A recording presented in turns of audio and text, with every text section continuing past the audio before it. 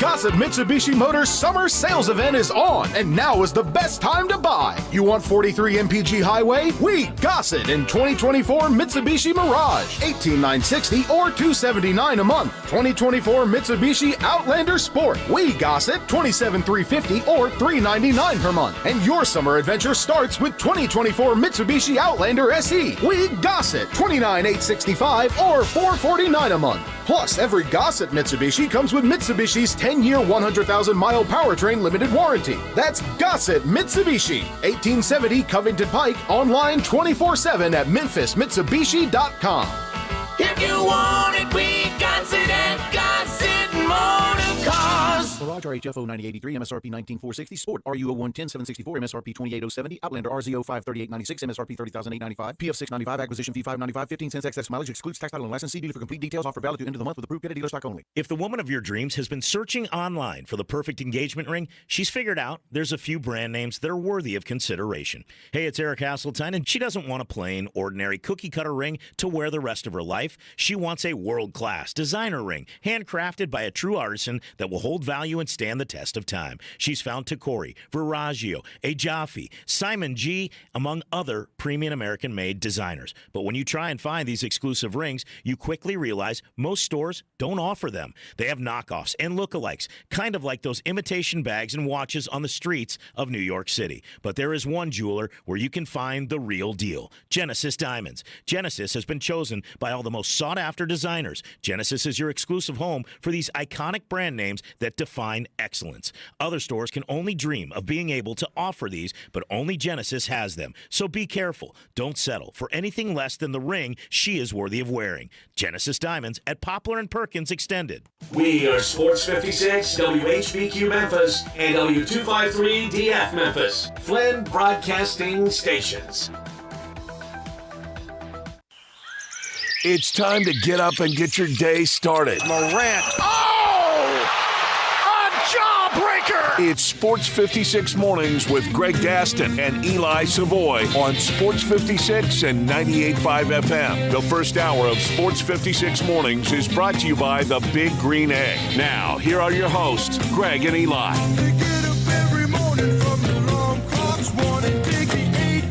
It is already a crazy morning in the world of sports. We will dive into the whole Scottie Scheffler situation at the PGA Championship in just a few moments. We welcome you into Sports 56 Mornings. Happy Friday, everybody. It's the Friday, May 17th, 2024 edition. Greg Gaston, Eli Savoy, Zach Boyd. We are in the Family Leisure Studios. Family Leisure, where family and fun come together. Check them out this weekend. Factory direct pricing on swimming pools, spas, patio furniture, and so much more. Save $1,000 to $5,000 on all spas and swim spas. The first hour of the program also brought to you by the Big Green Egg. Currently 68 degrees. It's raining. It'll get up to 78 today. It will continue to rain throughout the morning. Thunderstorms are possible, and then that rain will eventually dissipate later on tonight with increasing clouds, but then showers expected back later in the evening into the overnight hours. Chance of rain, though, at 40%. Your Saturday looks to be a mixed bag right now with some rain in the forecast at about 45%, a little bit of sun, 82 degrees for a high, and then Sunday should be absolutely breathtaking. Coming up on the program today, as I mentioned, something happened very early this morning and quite interesting, alarming, and a subject that will be debated and talked about for a while, the Scottie Scheffler arrest. We'll get into that in just a moment. How about the Minnesota Timberwolves staying alive in their Western Conference semifinal series with the defending champion Denver Nuggets, and they do it in convincing style, forcing a Game 7. We will go over that on the program today. We'll talk PGA Championship, what's happening on the actual course itself. Also, some Memphis Tigers football news that we'll get into on the show today. We have 10 in a row, the game show that has swept the nation, and an array of great guests. John Varlas will join us as he does every Friday at 7:25 from the Daily Memphian. Parker Fleming, who covers the Grizzlies, will get his thoughts on the Grizzlies picking 9th in the NBA draft and the possibilities of what they could do in the offseason. Alex Coyle will join us. He's the Redbirds play-by-play announcer. It's been an interesting season, to say the least, for the Redbirds. A lot of movement with the Cardinals, the parent team, so a lot of players have been down on the farm, including Jordan Walker. We'll talk to him about that.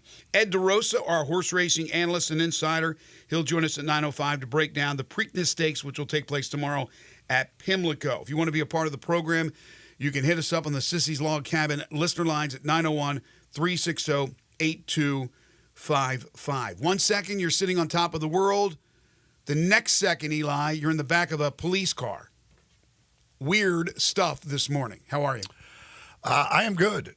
Yeah, it's among the things I thought I would see this morning. Scotty Scheffler in handcuffs, not on that list.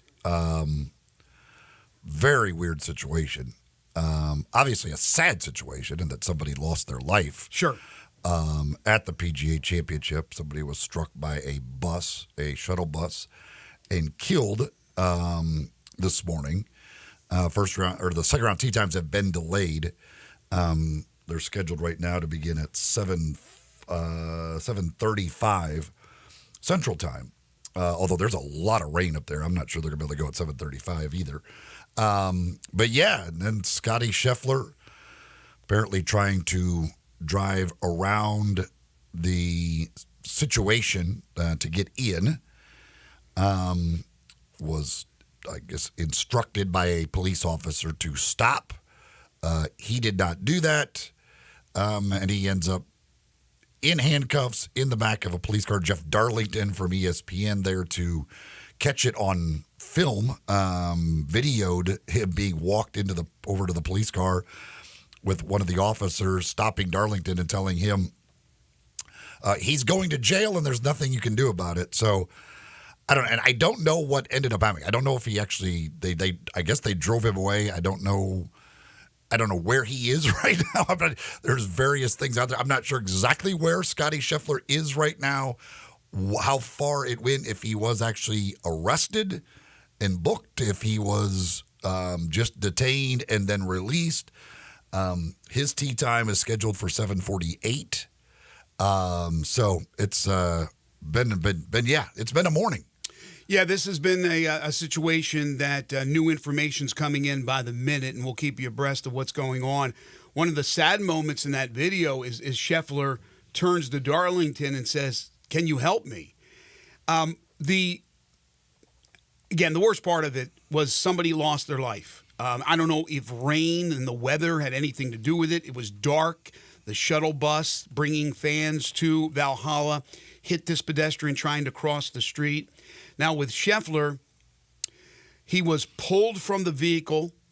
The police officer unlocked the door, pulled him by his arm, and then threw him up against his car.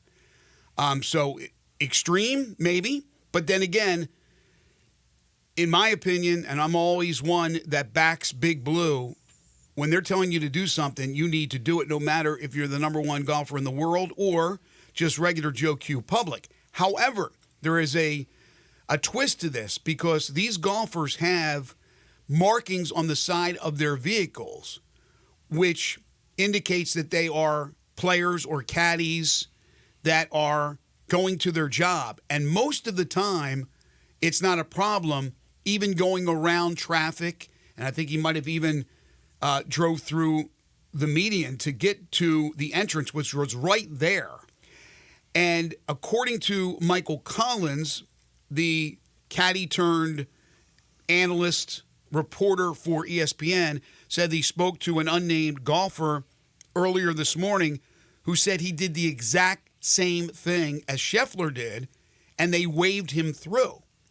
But he also said he spoke to Will Zalatoris and Cameron Young, who both walked a mile and a half because of the traffic. They didn't even want to deal with it.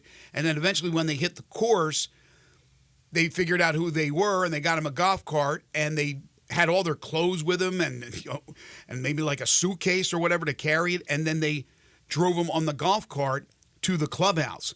So there's a lot of odd things going on with golfers trying to get to the destination, Valhalla, for their morning tee times. Obviously, those who have a later tee time, it's not going to affect them. But as you said, we don't know if he's been released, if he's at Valhalla, if he's brought to the police precincts and is going to be booked and put in jail, as the police officer who did the arresting said he will go to jail. We'll see if that happens. But what makes this even a huge, bigger story is the fact that this isn't just nobody's average on the PGA Tour, but you know what I mean, a guy that's not that significant as far as the world rankings. This is the number one player in the world. You talk about ramifications even from the gambling world. But don't get me wrong. I stick to what I said a moment ago. If the police are telling me to do something, like stop my vehicle, I'm stopping my vehicle. And he did not stop his vehicle initially. Yeah, he certainly was. They're one of the. I can't remember which one of the reporters said that they were letting the players do what he did. Yes, that's what I just said that. Yeah, I know, but I'm saying it was known that they were telling the players could go around. So, regardless of that, once the officer is telling you to stop, you stop. You can roll down your window, say, "Hey, listen, I'm Scotty Scheffler. I'm a player. They told us we could go around this to get in there, whatever." So certainly, well, let me say this: anytime a cop is telling you something and you are not obeying his orders, and they, as they say, the cop, the way they word it is tried to attach himself to the vehicle, which I assume means he jumped on the vehicle. And you're like, when that's happening and you're still not stopping, like that's an issue. It's pretty simple. Like, that guy clearly wants you to stop. He's pretty clearly a police officer. Even if you don't understand exactly what's going on or whatever, like, it had to be rather obvious that he was trying to get you to stop your vehicle. It's pretty easy to stop, explain, hey, I'm one of the players, whatever, and go. But yeah, it's crazy just because he's such a mild, like, it just doesn't, like, he's the one guy, like, I mean, if you went down the list of golfers that you would ever think to see in handcuffs in this situation, I think Scotty Scheffler would be near the bottom of that list. Yesterday, he opens up his first round by dunking one from the fairway for an eagle on the first hole. The announcer, and I forget which one it was on ESPN, proceeded to say, which we were all thinking, basically, Scotty, this is Scotty's world, and we're all, walking through it, or, living through what he's all about, because everything has turned to gold that he has touched. He just had another, I think it was his second child. He is on top of the world as a golfer, so everything's going right. But, come on, if you believe in you're going to get paid back somehow, I'm always one to go, look, if everything's going well, something's going to happen. And all of a sudden, again, it's less than 24 hours after that broadcaster said that, and he's right. I mean, because I'm thinking the same thing. Could his life be any better? And he turns around and gets arrested this morning. Now, we already have an amazing debate going on about this one, because I'm reading tweet after tweet after tweet after tweet on X about this. Some saying what we just talked about, when the police say to do something, you have to do something. Yet, again, as you said, there are markings on these vehicles which give these vehicles and these golfers basically the right of way to go to their destination to do their job. So that's going to be debated. The police, and certainly I guarantee these officers or officer will have the backing of the police department, but I think that policeman, who I don't think he did anything wrong, but the aggressiveness of what he did may come back to haunt him. He was booked in jail. They now have they have the mugshot. At 7:28 this morning, he was booked in jail. Was that really necessary to book Scotty Scheffler? To really book him for that? Yo, this is crazy. Again, when you don't adhere to officer instructions, like, right, but again, Scheffler, you are putting yourself in danger of being arrested. Right, and I understand that, and I understand that completely. But the confusion, Scheffler looked like a little kid confused because, again, I'm sure that they were told these vehicles get you in and out, no problems, no questions asked. Not that you can drive 150 miles per hour and do things to break the law, but again, he's thinking, all right, he doesn't know that a pedestrian was killed. He's in a traffic jam. He's trying to get to the entrance into Valhalla. He sees the traffic. He goes, well, I got the vehicle. I'll go around. There are things where, I guess in a vehicle that I've done, or even just on foot, where I go, I'm going around. I mean, this has nothing to do with me. I'm just going to completely go around. And that's what he did. Once he was told to stop, though, and he kept going, that's where the problem was. But then the police, again, who didn't do the wrong thing, don't get me wrong, they did the right thing because they instructed him to stop. But then to go and yank him out of his vehicle and throw him up against the vehicle and arrest him, I don't know. I mean, did they go a step too far? That will be debated. But Scotty Scheffler is not going to be playing golf. Scotty Scheffler will be disqualified.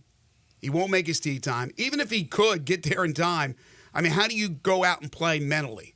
Again, you just want a Masters. You want a Players' Championship. Your wife gave birth to your baby. You had a really good first round yesterday at 4 under par, and now you're arrested Friday morning outside of Valhalla. It is, as Johnny Carson would say, wild stuff. I'm trying to get this. I've seen different reports on what his actual new scheduled tee time is. I'm trying to find him on this list, and I can't find him. Is it the new scheduled tee time because of the delay with weather, right? They're not going to change around at tee time. Well, they delayed the thing because of the accident. Right. And then if there's weather delayed, then who knows? But they're not moving a tee time with the hopes of Scotty Scheffler will be able to play. They just did. He's 10:08. But I'm saying it wasn't moved because Scotty Scheffler got arrested, right? It was moved because this is the updated because of the original delay. Yeah, it was updated because it was moved because of the delay, because of the accident, the tragedy, and then maybe even weather related. They're not going to move a tee time because, and this is so rare, but a player gets arrested. They're not going to. It's impossible. I'm not even sure they're going to get the thing underway when they say they are, based on the radar. I guess now I guess it looks like many of the heavy stuff. So now it looks like it's more just rain than any possible lightning. So I guess as long as it's not heavy rain, maybe the course they can get out there and play. This is sad. I'm showing Eli. That's what I said. You were looking at the mugshot? Looking at the mugshot. Oh my God! I mean, Scotty Scheffler in an orange jumpsuit. The hardened criminal, Scotty Scheffler. He's up there with Gambino. He's up there with any of the mob bosses. Again, I don't want to make light. A person was killed. I understand that. It's tragic. And again, this is hard for me because the police did what they're supposed to do. The most important thing for those cops was to make sure that tragedy didn't turn into more tragedy with vehicular accidents or anything else that's going on. So they have to make sure that people understand what's going on, and they have to take care of the incident at the scene. They're not worried about who's leading the damn PGA Championship. But once they realized, and Scheffler was confused, and they said, "And what are you doing? You're not supposed to be doing this. All right, you got the markings. All right, just make the left here and go. Get out of my hair." But no, they went that extra step to arrest him, to make a point. Whether or not they knew who he was, I doubt that officer knew who he was, and threw him against the vehicle. So that's why I'm kind of torn on this a little bit. Yeah, again, I mean, it's a quite simple thing to me. Like, if he pulls up and the cop is telling him to stop, just stop. Roll down your window. Hey, I'm a player. I'm supposed to go through here. Right. It's a very simple thing. Right. When you keep driving and now the cop jumps on your car and you continue to drive, you're going to get arrested. Yeah. I know you're probably going to get arrested. I know I would stop, and I think most people would. So it is what it is. Like, you're not bigger than the law because you're the number one player in the world, but I don't know if Scheffler is thinking that because, again, from everything I've heard, I've never had a chance to talk to Scotty Scheffler, just seen him play here in Memphis, but it seems doesn't mean just because you're Christian-like that you're going to do always the things within the rules of the law, but he just seems to be, from every indication, every account, the nicest dude in the world, that's the last thing he wants to do. But he's got tunnel vision. He's thinking, I got to get in there and get ready for my second round. I have the markings on this vehicle. I'm supposed to be given the right of way. Wow, just absolutely crazy. Mamma mia. One section says, who died? Was it a golfer or club member who hit the pedestrian? It was a bus. It was a shuttle bus that hit the pedestrian, and they have not released the name. We don't know. Right. It wasn't a golfer who was killed. It wasn't a golfer who killed the person. It was a shuttle. The shuttle service that brings the fans into Valhalla hit a pedestrian trying to cross the street in the dark with it being a rainy morning. I'm not sure if there was a light there or not. Just don't know. Don't have all those details. Ron says Scotty can't get out of jail till a judge says what the bail is. Yeah, I don't know how quickly he could be out. I don't think he'll be getting a police escort to the course. Oh, gosh. He did get one away from the course.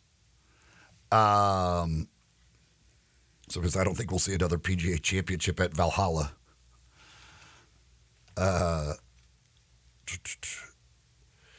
Right, of course, no one knows what innocent Scheffler said to the officer. He could have been very disrespectful and defiant. Again, he was only defiant. Like, again, from what they say, and what Darlington said, who watched the thing, said even once the officer, jumped on his vehicle or they tried to attach himself to the vehicle, he drove another 10 yards, he said. Even with this cop doing that, he still wasn't stopping. He still drove with the cop on there. So there's no doubt he was defiant and wasn't listening to the police orders. Again, the police did what they were supposed to do. The police didn't go out of the norm to arrest a star golfer. They didn't even know probably who the guy was. They did their job. Now, again, a regular guy, I don't know about a female, but maybe, they're going to be aggressive with them, right? They're going to yank them out of the car if they're defiant and arrest them. So why should it be any different for the number one golfer in the world? That's the debate. Again, should they have done it once they realized it was a tournament vehicle? Pinnacle Roofing and Restoration for all your roofing and home repair needs. You can call Brandon McCullough at 901-438-5084 or go online to newroofmemphis.com. We've had so much rain recently, raining again today. If you have a leak if you have a problem with your roof and it's starting to leak right now, it's going to become a major headache. You have to nip it in the bud, as Don Knotts, Barney Fife once said. You have to get it done now before it becomes a catastrophe for you. So call Pinnacle Roofing and Restoration. They'll come out and do a free roof inspection. They're licensed, bonded, and insured, and a member of the Better Business Bureau. If you're worried about how can I afford this, well, you can't afford not to get it fixed. So that's why they provide financing. Different plans and options to choose from, including a 6, 12, or 18-month same-as-cash option. They'll work with your insurance company. They'll work out of pocket. They do residential and commercial roofing. So property owners, or business owners, property managers, or homeowners, of course, call Brandon today. $100 referral fee for all new roofs. 5-year labor warranty on the purchase of a new roof, and all their work is satisfaction guarantee. That includes carpentry work, exterior painting. They can replace gutters, put up fencing, siding, rotten wood repair. They can install shingles. Whatever you can't do yourself, call the experts at Pinnacle Roofing and Restoration. Call Brandon today or this weekend. Tell him you heard it here on Sports 56 Mornings. Locally owned and operated, 901-438-5084 or online at newroofmemphis.com. The list of charges, apparently, assault of a police officer, criminal mischief, reckless driving, and disregarding signals from an officer. Wow. Because the policeman jumped on the vehicle, that's the assault? Yeah, I mean, if you're driving with a policeman on your car or trying to stop your car and might be in front of it or whatever, yeah, that's going to be. Yeah. All right. Wow. All right, when we come back, John Varlas joins us. This is Sports 56 Mornings with Greg and Eli on Real Sports Talk, Sports 56 and 98.5 FM. You already know you can listen to Sports 56 anywhere with the Sports 56 app or at sports56whbq.com. But you can also watch us daily with live video of all of our shows on Twitter, Facebook, YouTube, and Twitch.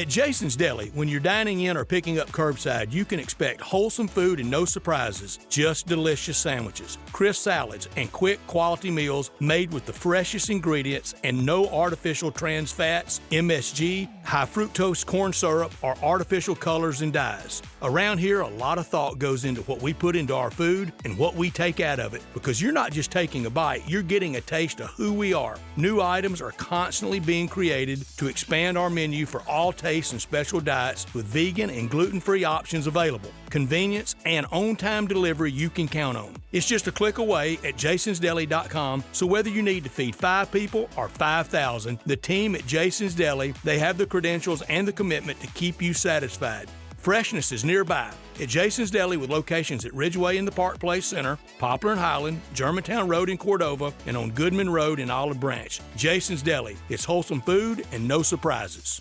I'm Gary York. I'm the service director at Lexus in Memphis. Our service department wants to be more than just a place where you get your oil changed. We do glass repair, windshield replacement, recalibration of your camera and sonar systems, even wheel repair, tire replacement, all the things you would expect from a luxury automotive dealer. Please check out our website. You can schedule your appointment, check out our specials, hours of operation, or if you'd like to do it in person, please reach out to one of our associates at 901-271-5199. Brian Elder's Roofing Solutions. It's silly season in the life of your roof. I'm Brian Elder, 867-0303. The weather can be unpredictable, and I'm ready to get more life out of your roof with our award-winning Owens Corning Repair Team. We're the repair guys the other repair guys call when they can't find the problem. Leaks become black mold when ignored. That's why when you call me, I start my inspection in the attic. Is it time for a beautiful new roof? 867-0303. I'll measure your roof from outer space and get you an estimate right over the phone. The best warranty in the business, including a warranty against ice dams. The only roofer in Memphis to offer a warranty against water intrusion due to snow buildup. Ask about military and first responder discounts. 901-867-0303 or BrianElderRoofing.com. Call 867-0303. Brian Elder's Roofing Solutions.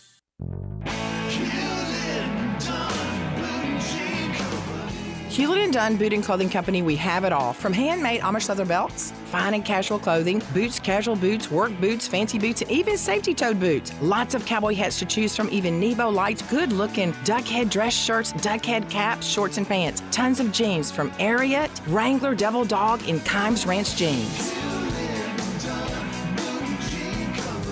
At Hewlett & Dunn, we have a great selection of Old South t-shirts and caps, fine clothing from dress to casual to Sunday best. Enjoy choosing from UFO's orthopedic-approved shoes. Hewlett & Dunn Boot and Clothing Company. Boots of every size, every color, every skin. Great quality Western, work, and safety toe boots. Hewlett & Dunn Boots and Clothing Company. 111 North Center Street, Collierville. Hewlett & Dunn. Hewlett & Dunn, serving you and your family since 1961. Listen each and every Sunday morning at 10 a.m. and join Ottawild Presbyterian Church for worship. Ottawild is a PCUSA church located in Midtown Memphis. Sports 56 traffic. Good morning. We are dodging a few rain showers out here in certain parts, so give yourself a little bit of extra travel time as we watch it pick up in the last 15-20 minutes on Summer Avenue coming inbound, 40 westbound. Over around Covington Pike, they were removing a piece of debris just a few minutes ago as that traffic increases 40 east across the Hernando de Soto Bridge coming over right now from West Memphis. Weimer's Jewelry, 7525 Highway 64 is your full-service family-owned jewelry store right here in the Memphis area. Go by and see them this weekend. I'm Commander Chuck with your on-time traffic. Now back to Sports 56 Mornings on Sports 56 and 98.5 FM. This hour brought to you by the Big Green Egg. Here once again are Greg Gaston and Eli Savoy. Welcome back, everyone. 7:29 is the time on a wild Friday morning. Greg Gaston, Eli Savoy, Zach Boyd. Now time to be joined by John Varlas. It's time for Greg and Eli's weekly visit with John Varlas of the Daily Memphian. Check out John's prep sports coverage and much more at dailymemphian.com. John is brought to you by Shoot 360 Memphis, where the pros and preps go to get their shot on. Shoot 360 Memphis. Now here's John Varlas with Greg and Eli. He is the award-winning Daily Memphian prep reporter, but so much more. He is John Varlas, the Prince of Darkness. You can follow him on Twitter at John Varlas. Catch him every Friday right here, normally in studio, but he's getting ready for the spring fling, and he's joining us today in studio. Mr. Varlas, how are you? Hey, good morning to you guys. A little disappointed. I thought maybe we could come in and have some Sahith Tagala talk today after that terrific round yesterday, but as usual, he's overshadowed, and thank you, Scotty Scheffler, for overshadowing my man today. I mean, he played the round of his life, and nobody's going to talk about it. Man, I was kind of looking forward to talking to him. Well, I'm going to get your thoughts on that. We'll talk spring fling and other things as well. But first of all, you are sponsored by Shoot 360 Memphis. Shoot 360 Memphis, yeah, the city's #1 skill development and training facility for young basketball players, parents, if you haven't considered them for your young hooper, please consider them. Give them a call, 901-316-5500. They've got the latest and the best technology to help you perfect your shooting skills. They've also got passing bays and other developmental areas for young basketball players. It's the latest technology. Like I said, it's the same information that pros like Steph Curry have access to. It's the finest, most up-to-date information and stats, readouts, analytics you can have to help you get better at basketball. They're good people.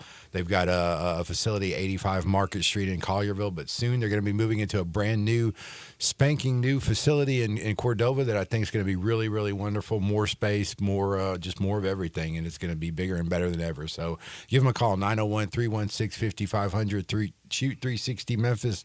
They will get you right. I promise you. We were talking right before you came on during the break that we're all in agreement that when the police tell you to do something, you do it. Yeah.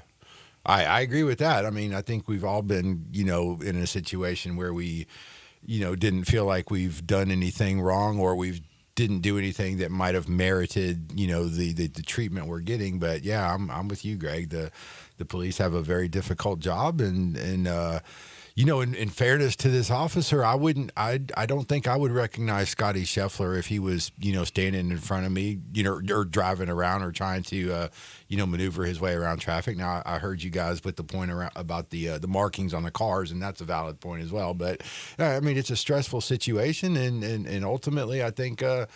Scotty Scheffler is in the wrong. Now, like I was telling you just a second ago, I do hope the PGA can rectify this and give him a tee time, later on this afternoon, because it's, extremely rare circumstances that a player gets arrested before his round. So I do hope they can, kind of maneuver the rules and bend them a little bit. Do you think he wants to play? It's up to him. He's in jail. If he wants to play, I hope they can allow him to do that today. But, but other than that, yeah, I mean, it's, He messed up today. He messed up this morning. That's the bottom line. Well, and that's the thing. They have the ability, like if he can't make his tee time, they have the ability because of rules to go with the extenuating circumstances. However, again, they're saying they say this update says that he dragged the officer with his car. We don't know exactly how the officer was trying to attach himself to the vehicle, but probably jumping on it. And so, does Darlington have that video? Because he was shooting the whole thing? I think Darlington was able to see who it was and got out and then was able to get the part where he's in handcuffs, all that stuff. Okay. So that's like a guy makes a dumb move, doesn't listen to a police officer, and then he drives that police. it. Are you as the PGA Championship responsible say, we're sorry you missed your tee time, we're going to make that up to you? Because, again, it's in the end, this is him. This wasn't just something completely out of his control. Like, he is the one that didn't listen to the police officer. So this was not just completely circumstances beyond his control that make him miss his tee time. Yeah. Right. Well, right. That's a good point, and that's new information right there. So it sounds like he's made a mistake, and then it sounds like he compounded it too. So I don't know. I'm definitely leaning toward the police version in this case.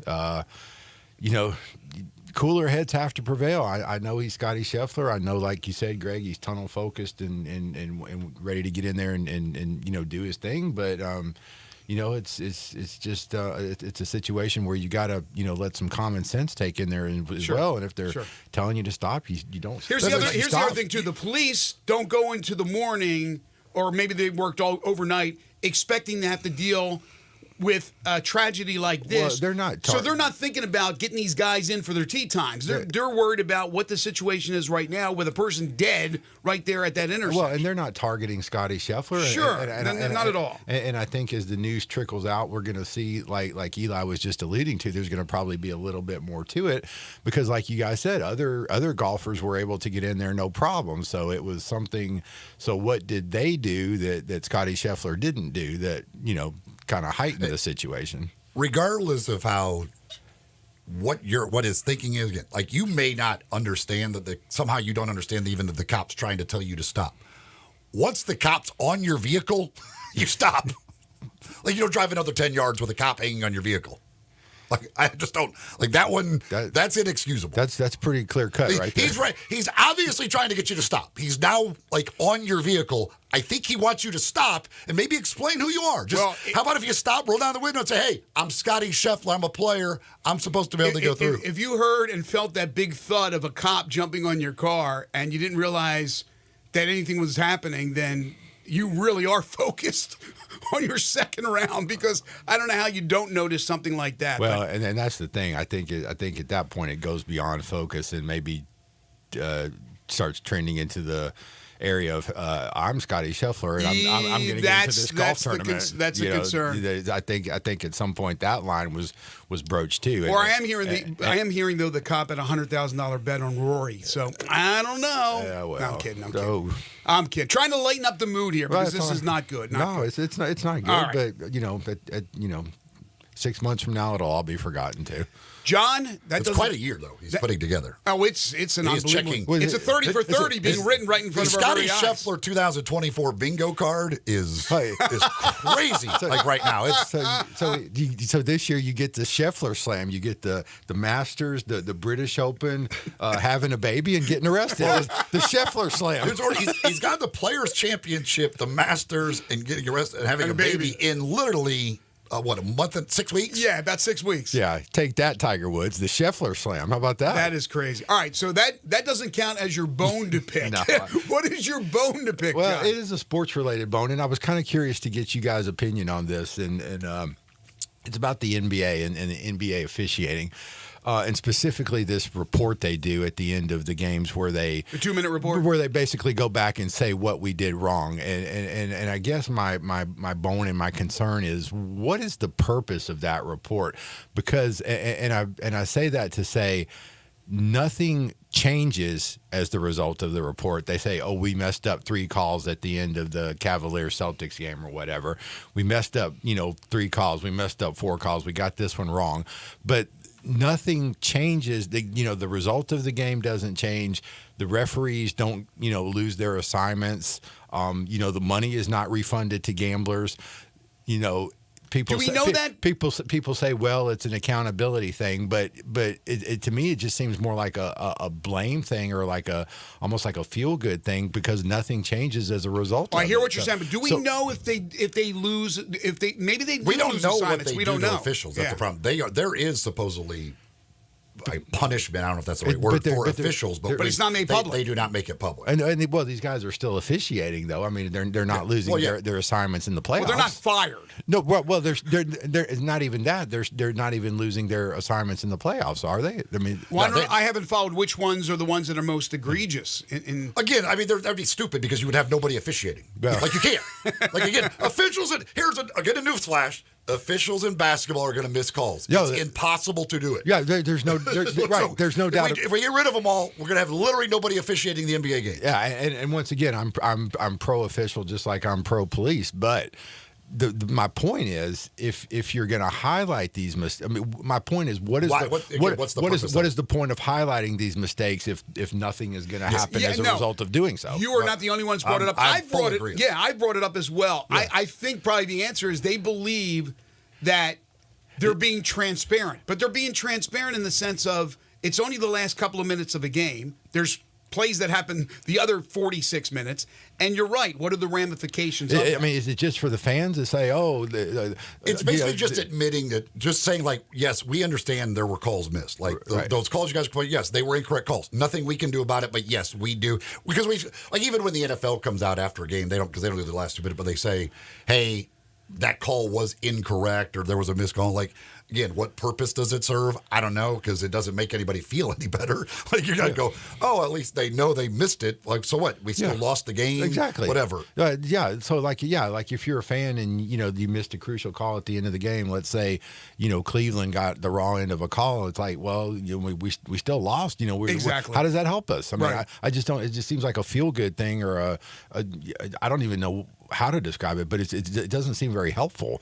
And talk about accountability. Well, I don't know, where's the accountability? Well, it's just like in the Super Bowl. What was the Super Bowl with? I think the Saints were involved in it, and then the official or the league said, "Yeah, the official missed the call." Right. It's like, all right, so our team still lost the Super Bowl. Well, no, I think do you know what I'm talking that about? That was a playoff game, right? Super Bowl. Oh, it was a playoff game to get to the Super Bowl. Okay, whatever it was, but I'm like, I'm with you, JV. I'm like, I don't know. It doesn't make me feel any better if I'm a fan of that team and we still lost. Yeah, I know. You're going to replay the game? No, you're right about that. It bugs me. I didn't want to talk about bathroom etiquette or anything today. I'm trying to keep it topical, but no, it bugs me. That thing always bugs me. And then I have friends that I debate with, and it's like, well, JV, we got to hold these refs accountable. Well, they're still making the same mistakes, though. Nothing changes. I mean, and again, I'm not saying they're going to get every call right. I know that, but when you say, well, we're going to hold them accountable and nothing changes, well, what's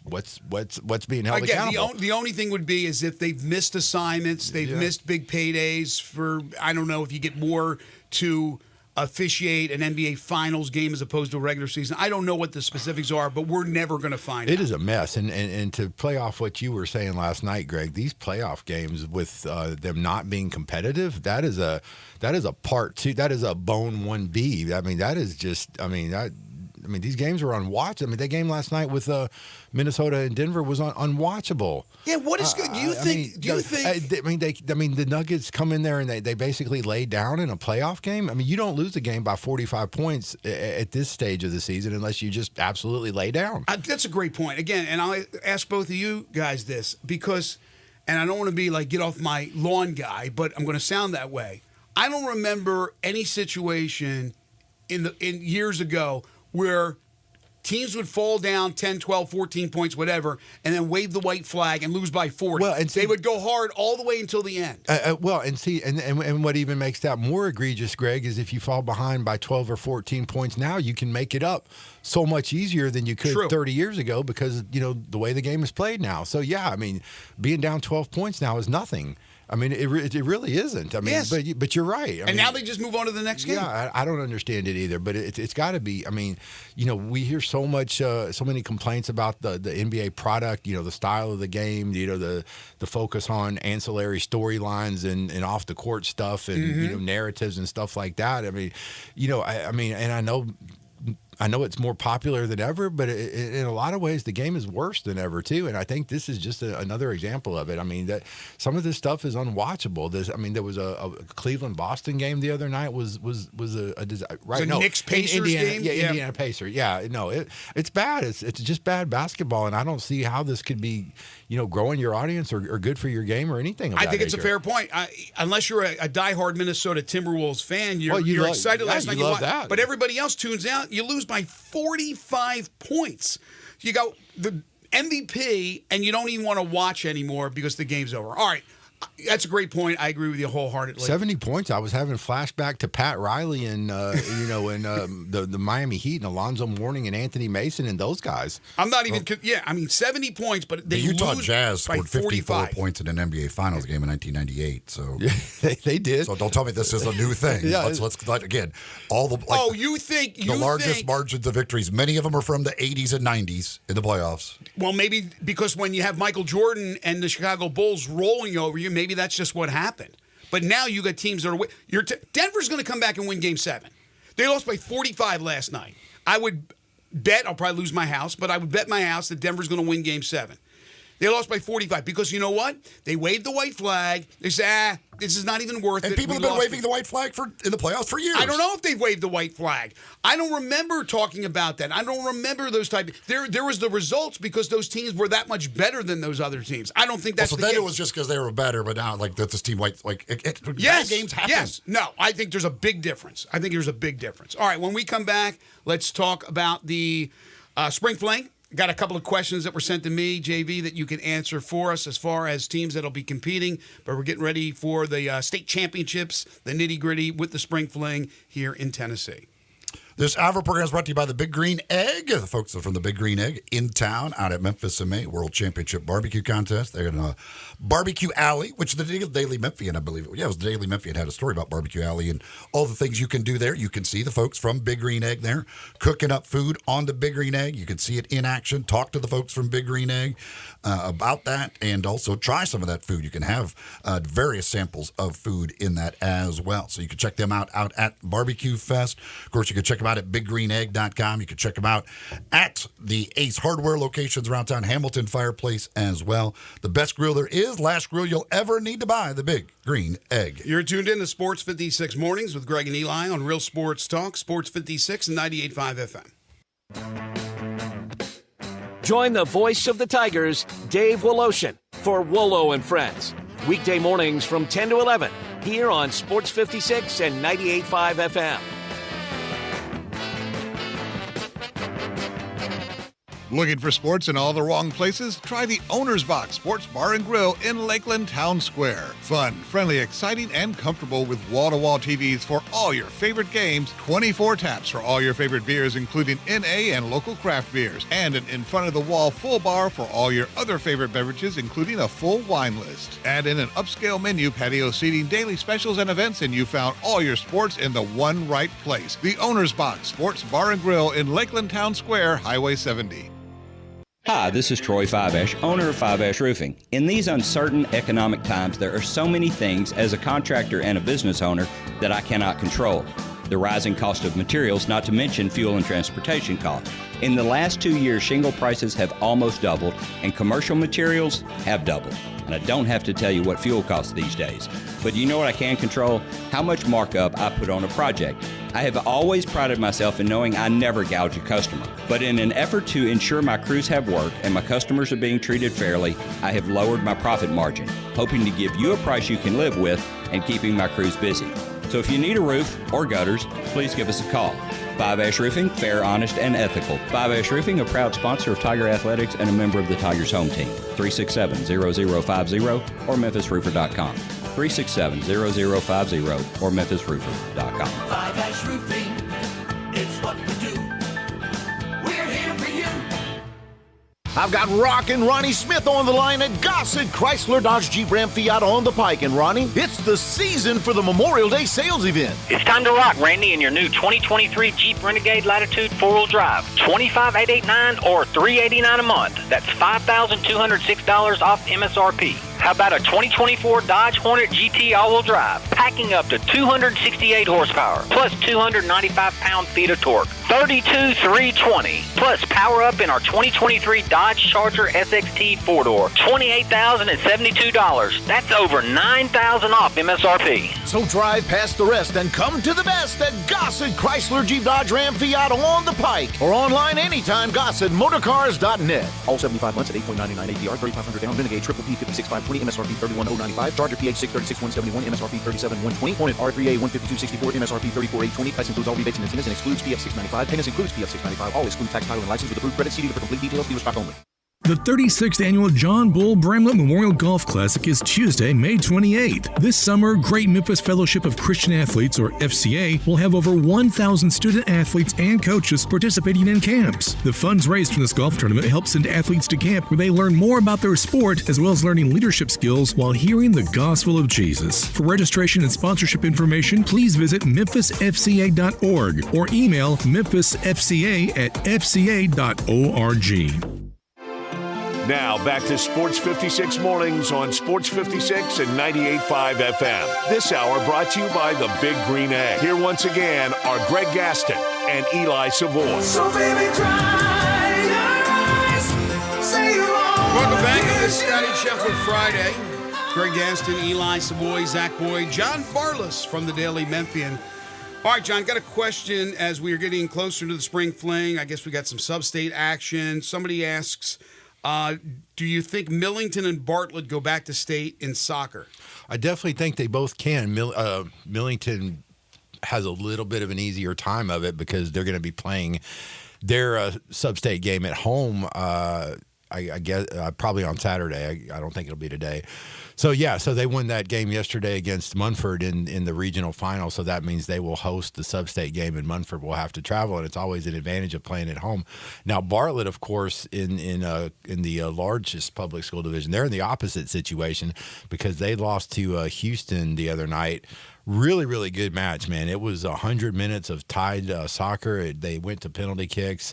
Houston won on penalties. But, man, it was really, truly one of the best high school matches I've ever seen. Just great play on both sides, real intense. Two really, really good teams. And honestly, if Bartlett can go on the road and win this sub-state game, they're going to have to travel to the Clarksville area and play a team up there. They definitely can make some noise, at the state tournament. They did last year, and guys, I truly think, when you're talking about, the largest public school division soccer, I think Houston and Bartlett are two of the best three teams in the state, along with Brentwood. So if they can get there, I think they got a chance to really, really make noise. All right, what else is going on? What should we keep an eye on this weekend and getting ready for next week? Well, yesterday we qualified three baseball teams for the state tournament. So congrats to the Arlington Tigers, who will be competing in Class 4A. They got 2 victories yesterday over the Henry County Patriots to advance to state for the first time since 2019. Really, really good team. I mean, they've I think a lot of the experts think it's going to come down to them and Farragut, which is a team from the Knoxville area that's absolutely loaded with college players. I mean, I think it's pretty clear Farragut's the best team in the state, but I think, Arlington is probably your consensus number 2 at this point. So, those guys are kind of on a collision course. In the large private school division, both Briarcrest and Christian Brothers qualified yesterday. Briarcrest got a great start from Jack Gleason, and they eliminated Innsworth out of Nashville. And Christian Brothers wrapped up their series. No, Christian Brothers played Innsworth. They wrapped up their series against Innsworth to advance, and Briarcrest beat Brentwood Academy to advance. So, half the field, 2 out of the 4 teams in Division II AA are going to be from Memphis, Briarcrest and Christian Brothers. So, congrats to all those guys. Texter says, any update on to where and when the sub-state softball is for Brighton? Brighton's going to be hosting, and since they won the regional, and I would assume that game is probably, it has to be either today or tomorrow. I apologize for not knowing specifically, and a lot of these things are kind of fluid because, of graduation and things like that. There's weather. Yeah, weather. I mean, I know, for example, Today, for sure. Arlington softball, for example, was supposed to host today, but the team coming in to play them, Dixon County, is graduating, and I don't think Dixon County necessarily expected to be this far, so they ended up they ended up pushing the game to Saturday, is my understanding. So Brighton's hosting, and it's going to either be it's either going to be today or Saturday. Check my Twitter account at John Varlas, and if I get any updates, text her. I'll be glad to post that and help you guys out on that. You wrote just a few days ago, we talked about this on the show yesterday, Mike Kelly is retiring from the Christian Brothers High School AD post, and we want to wish Mike nothing but the best, but certainly did a great job while there.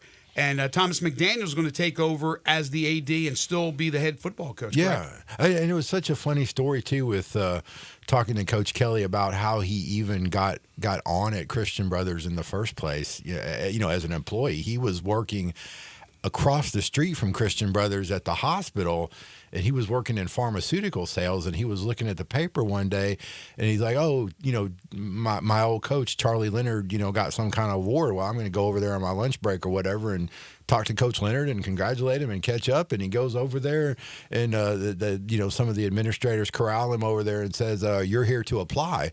And he said, no, I'm just here to talked to Coach Leonard. He said, "No, you're here to apply. Bubba Luckett's going to be the head coach, and you're going to be the assistant coach, and that's going to be the way it is." Wow. And so that assistant coach's job with Coach Luckett, he did that for 23 years. He spent the last 10 or so as athletic director, and you're right, Greg. He did a tremendous job over there. Not only with the athletics, some of the best athletic programs in the city. Christian Brothers is competitive in virtually everything. Wrestling, track, cross country, soccer, baseball, football, basketball. You name it. Pretty much everything those guys do over there, they're really, really competitive and good at it. Plus the facilities, right? I was getting to that. Yeah, the Brothers Development Center, the new basketball arena. Coach Kelly's certainly not going to take credit for that, but he had a hand in all that. Fundraising, all that stuff. Yeah, no, it's tremendous accomplishment, tremendous growth. He'll definitely be missed. I know Coach McDaniel's excited to, kind of put his own stamp on things and he push the program even farther going forward. But yeah, it's tough to say goodbye to good people always. And Coach Kelly was always kind and helpful and cooperative to me, and he'll be missed by me personally and by everybody at CBHS, I'm sure. I hope he's listening right now, because the one thing that makes me upset is he didn't get the new press box before he left. That's so disappointing. But actually, he did tell me the other day that supposedly it is going to be soon that there's a new press box. I will say. Listen to this guy, just because he broadcasts from that press box. I will say this about the Christian Brothers. Hey, Varlas is up there too. I've been there. Yeah, but John's been in all the press boxes. Christian Brothers compared to some of the other ones is great. It's look. I'm not a diva. It's for like me. This guy. I just need an outlet, and I just need an outlet to plug my computer in and a place to sit down. I don't need anything more than that. And I will say this forever in Christian Brothers' defense. When they do get the air condition turned on, it is nice and cool in there. Oh, that's the one thing. The air conditioners do always work. A really comfy press box once they get that AC going. So I can't fault them for that. But yeah, no, it's fine. I don't have a problem with it. Well, next Friday, I assume you'll be joining us from Murfreesboro? I will. I will be at an undisclosed secret location reporting my rear end off next week. We've already got. Multiple track athletes have already qualified. Multiple, tennis competitors have already qualified. 3 baseball teams I just mentioned. St. Benedict softball qualified yesterday. Arlington and Brighton, who we talked about, they still got a chance to get in. And then, a bunch of soccer teams still in the mix. Houston, Bartlett, Lausanne, North Point, Millington, like you said. I think Christian Brothers and MUS are still all those guys. It's gonna be a very, very busy spring fling this year, and I'm hearing it's going to be really hot too. So, just in advance, be patient with me next Friday. Well, that's when John brings out the John Varlas clones. There's like 5 or 6 JVs that'll be at all the sites covering all the action for you. Make sure to tune in to the Daily Memphian. Read John's stories. I'm also hearing we're going to have a cicada infestation as well. So there's apparently a super convergence of 2 different breeding patterns of cicadas. What? So apparently the whole Murfreesboro area is going to be like drowning in cicadas. Well, that sounds fun. Well, yeah. What you got to eat next weekend. Got that and 90-degree temperatures to look forward to. Yeah. Update: Scotty Scheffler's on his way to the golf course, and we'll be able to make his tee time. Wow. All right. We'll talk more about that a little bit later on. JV, thank you as always. Thank you guys for having me as always. Have a great weekend, and everybody stay out of trouble. Again, he's John Varlas, brought to you by Shoot 360 Memphis. Read his stories at the Daily Memphian. Follow him on Twitter at John Varlas. Catch him every Friday right here on Sports 56 Mornings. Well, folks, All-Star Chevy in Olive Branch, Mississippi is ready for your summer with your Silverados, your Tahoes, your Suburbans, and much, much more. Get up to 30 miles per gallon with your new All-Star Chevy Equinox or Trailblazer, financing down to 1.9%. No payments for a full 90 days of summer. All-Star Chevy has a great deal on a new 24 Blazer EV. Just $369 a month. Get charged up for this 36-month lease. Only $2,500 down in the usual tax, title, and license. For details, ask any of their sales consultants.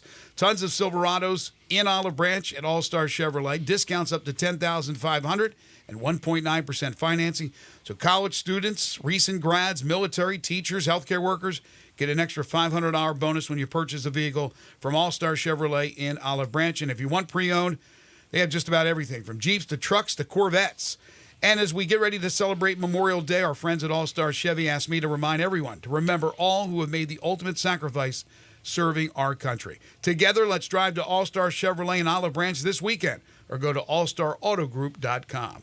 Coming up in hour 2, we begin with Parker Fleming talking some Grizzlies. This is Sports 56 Mornings with Greg and Eli on Real Sports Talk, Sports 56 and 98.5 FM.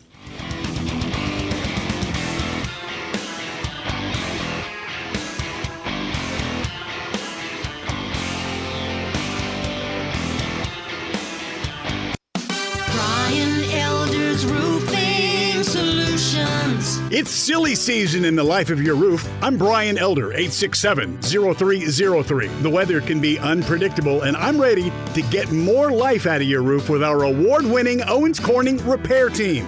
We're the repair guys the other repair guys call when they can't find the problem. Leaks become black mold when ignored. That's why when you call me, I start my inspection in the attic. Is it time for a beautiful new roof? 867-0303. I'll measure your roof from outer space and get you an estimate right over the phone. The best warranty in the business, including a warranty against ice dams. The only roofer in Memphis to offer a warranty against water intrusion due to snow buildup. Ask about military and first responder discounts. 901-867-0303 or BrianElderRoofing.com. Call 867-0303. Brian Elder's Roofing Solutions. You or someone you know or care about has dealt with a difficult divorce. When facing divorce, you need the attorneys at Rice Law.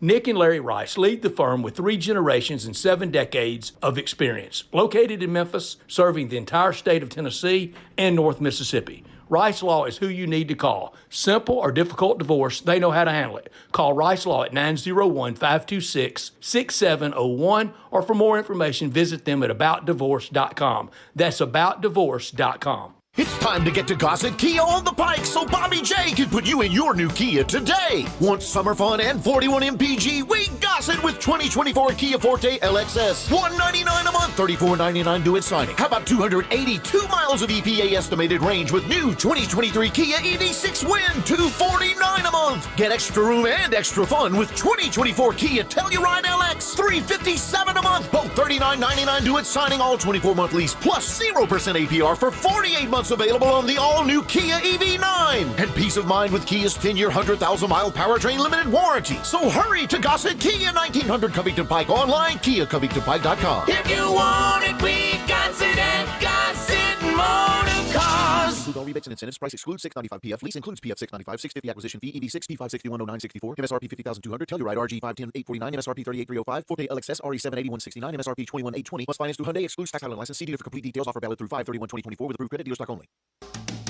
As the seasons change, so does the need for reliable home comfort. It's time to turn to the experts with Choates, where your family's comfort is our top priority. Right now, Choates is making it easier than ever to upgrade your home's climate control with our exceptional Carrier systems. There's never been a better time to enhance your comfort. Select from incredibly low monthly payments, 36 months no interest financing, or choose our $1,650 Cool Cash rebate instead and lower the upfront cost on select Carrier systems. It's not just savings, it's Cool Cash in your pocket. Low monthly payments, no interest financing, or Cool Cash rebates? Whatever you choose, you're choosing quality, reliability, and the trusted service of Choates. Call us today at 347-8086 or visit ChoatesHVAC.com to learn more about these incredible savings. But hurry, these deals are as fleeting as a cool breeze on a hot day. Choates, let our family serve your family. We are Sports 56, WHBQ Memphis, and W253DF Memphis. Flynn Broadcasting Stations. Oh, yeah. Sports 56 Traffic. Good morning. We're looking at a crash over here on 40 westbound near Covington Pike. From the looks of it, one car may have went down an embankment. Again, that's 40 westbound here at Covington Pike. There is a slowdown developing over here, both east and westbound, with some rubbernecking. 240 east has picked up with more volume, trying to get it past Poplar. 24/7 reliable crane and rigging services right here in the Memphis area. Tomahawk Crane and Rigging. Check them out at tomahawkcrane.com. I'm Commander Chuck with your on-time traffic. Now back to Sports 56 Mornings on Sports 56 and 98.5 FM. This hour is brought to you by James Gaddis Jewelers. Diamonds are forever. Here once again, Greg Gaston and Eli Savoy. All right, the good commander just talked about an accident, folks. A little advice for you. If you're there at that scene, don't try to go around the traffic. And if a cop tells you to stop, stop for goodness sakes. Welcome back. Hour 2 of the program on this Friday, May 17th, 2024. Greg Gaston, Eli Savoy, Zach Boyd with you, broadcasting live from the Family Leisure Studios. Family Leisure, where family and fun come together. 2120 Whitten Road, just north of I-40. Currently 64 degrees. We're looking at the mid-70s for a high today, but rain once again in the forecast. Could have a passing thunderstorm. Overnight looks like there is some more rain, and then eventually on Saturday, rain early, then that will go away. And Sunday looks to be a brilliant day as we get you set for the sports weekend. Parker Fleming joins us in just a moment to talk some Grizzlies and some NBA. Second hour of the program is brought to you each and every day by our friends at James Gaddis Jewelers. They are your bridal and engagement and anniversary jeweler headquarters. 4900 Poplar between Mendenhall and St. Nick, and on the web at GaddisJewelers.com. Each Monday and Friday, they bring you the Memphis Sports Fact. Did you know? The University of Memphis baseball team took it on the chin last night, but they turned 2 more double plays. The Tigers have turned 53 double plays. That's the third most in the nation in Division I college baseball. 2 more games to go, a game tonight, game tomorrow, and that will end the regular season for the University of Memphis, with still hopes to get to Clearwater next week for the conference tournament, the American Conference Tournament. James Gaddis Jewelers, 4900 Poplar between Mendenhall and St. Nick, and on the web at GaddisJewelers.com. As promised, time to talk some Grizzlies as we get set for this 5-week push, basically leading up 5-6 weeks, whatever it is, to the draft, and what could happen, what moves could be made not only before the draft, during the draft, and after the draft for the Memphis Grizzlies as they get ready and look forward to a bounce back big time in the 2024-25 season. We're joined by Parker Fleming, who covers the Grizzlies. You can check him out, the free Substack at Subsacalitas. You can follow him on Twitter at Paca_Flocka. And he joins us now on Sports 56 Mornings. Parker, are you disappointed that the Grizzlies dropped 2 spots to number 9? Well, Greg, first off, thanks for having me on your show. And, I think, my initial thought, obviously I was bummed. I was really feeling, like, hey, maybe the basketball gods, I was telling this story when I was recording GBB Live with Sean Coleman earlier this week. My mom and my wife, Allie, they go to every game together. Mm-hmm. And they sat through this entire season, injured, battered, 33 guys on the roster. They were there, all 48. They would never leave early from games. And I was thinking, maybe the basketball gods will reward the Grizzlies, reward my mom for sitting there through that season, a season from heck, really. And, seeing 9, I had the broadcast on my phone on YouTube TV when we were at Mother's Day brunch. Obviously, my mom, big Grizzlies fan, she doesn't mind. And once it got to 9, I'm like, I'm turning the rest of the broadcast off. I waited until Sean Sharania tweeted out the top 4 to figure out the draft order. But I'm like, yeah, no, not. But you lead me in to this show with Mr. Brightside. And over the past few days, that's the approach that I've been trying to take with the 9th pick is Mr. Brightside. Because if there's any draft to have bad lottery luck and slip down the board, it's this one. Because I really think there's going to be so much variance. You've already seen it in the mock drafts, a ton of variance within the mock drafts. And I think it can shape up one of the most unpredictable draft nights we've seen since 2013. Yeah, that's the thing. There certainly is wide-ranging opinions on all of these guys. How confident are you, I guess even percentage-wise, that they will make that pick at number 9? 10%. Really? Because I think, for one, you saw rumors. You saw rumors, and then obviously Cleveland, after they lost to the Cleveland Cavaliers, they emptied the notebook pretty much and just let everything out. And it's just like, yo, what's going on in Cleveland? I know there was that outlandish rumor about the Grizzlies as a dark horse of Donovan Mitchell, but I think that's kind of a Trojan horse to start the Jared Allen conversations. I mean, I think one of the things that has been out there is that, they're not only gauging the fit between Darius Garland and Donovan Mitchell, but also Jared Allen and Evan Mobley. Obviously, they'll prioritize Evan Mobley. Grizzlies need a center. They have this asset at the 9th pick. I also think they may not even need the 9th pick to trade for Jared Allen. They could use their future first instead if they had rather stay in this draft. So, I mean, that's kind of where I stand on the 9th pick. But also, too, we've seen this over time with Zach Kleiman's front office, with Brandon Clark, Xavier Tillman, Santi Aldama, Jake LaRavia. I mean, you can even say to an extent trading in for Desmond Bane in 2020. If they want a guy, they're going to go get a guy. They're not going to wait for the board to fall and make a reaction off of that. I don't think it's so far-fetched. And they have the 39th pick in the second round. In my opinion, that's a little bit too rich for a two-way, and also the Grizzlies may not be interested in having two rookies on the 15-man roster. Could you package 9 and 39 and get up to 6, where all of a sudden you're in the range for guys like Donovan Clingan, Reed Shepherd, or Stephon Castle? I wouldn't put – I would honestly, if I had to rank it, I think they're more likely to trade up or trade out rather than trade down. I don't think they're picking at 9. I think there will be some sort of trade, and the beauty of it is we don't know what kind of trade it's going to be.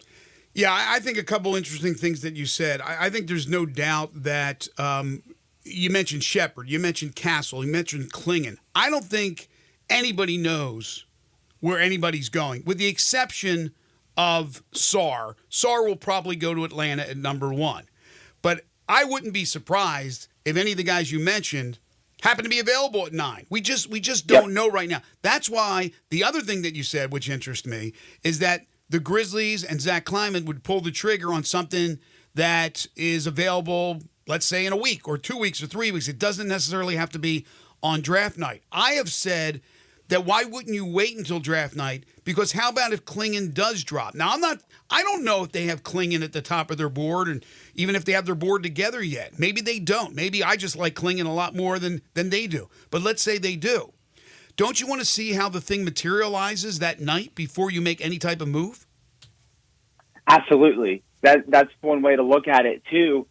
And, I think there's also that factor in, like I was talking about Reed Shepherd, where, what if I'm a big proponent of keeping Luke Kennard. The team was 29th in three-point shooting last year. They've been in the bottom 10 in three-point percentage 4 of the 5 seasons of this era.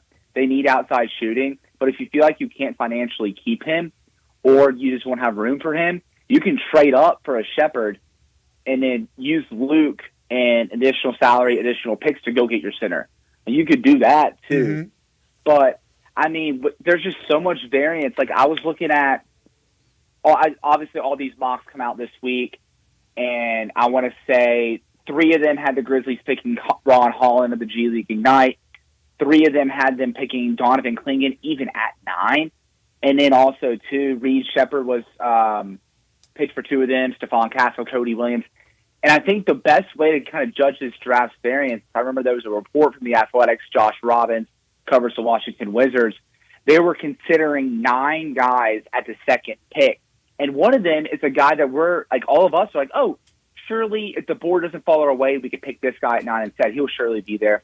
Dalton Kennett. Dalton Kennett is getting talks at 2. He's getting talks at 5. And then also, too, like, with this board, I think the workouts and I'll get more into that in a bit, but I think the workouts could really kind of scramble the board, and I think the Grizzlies could really benefit from this variance.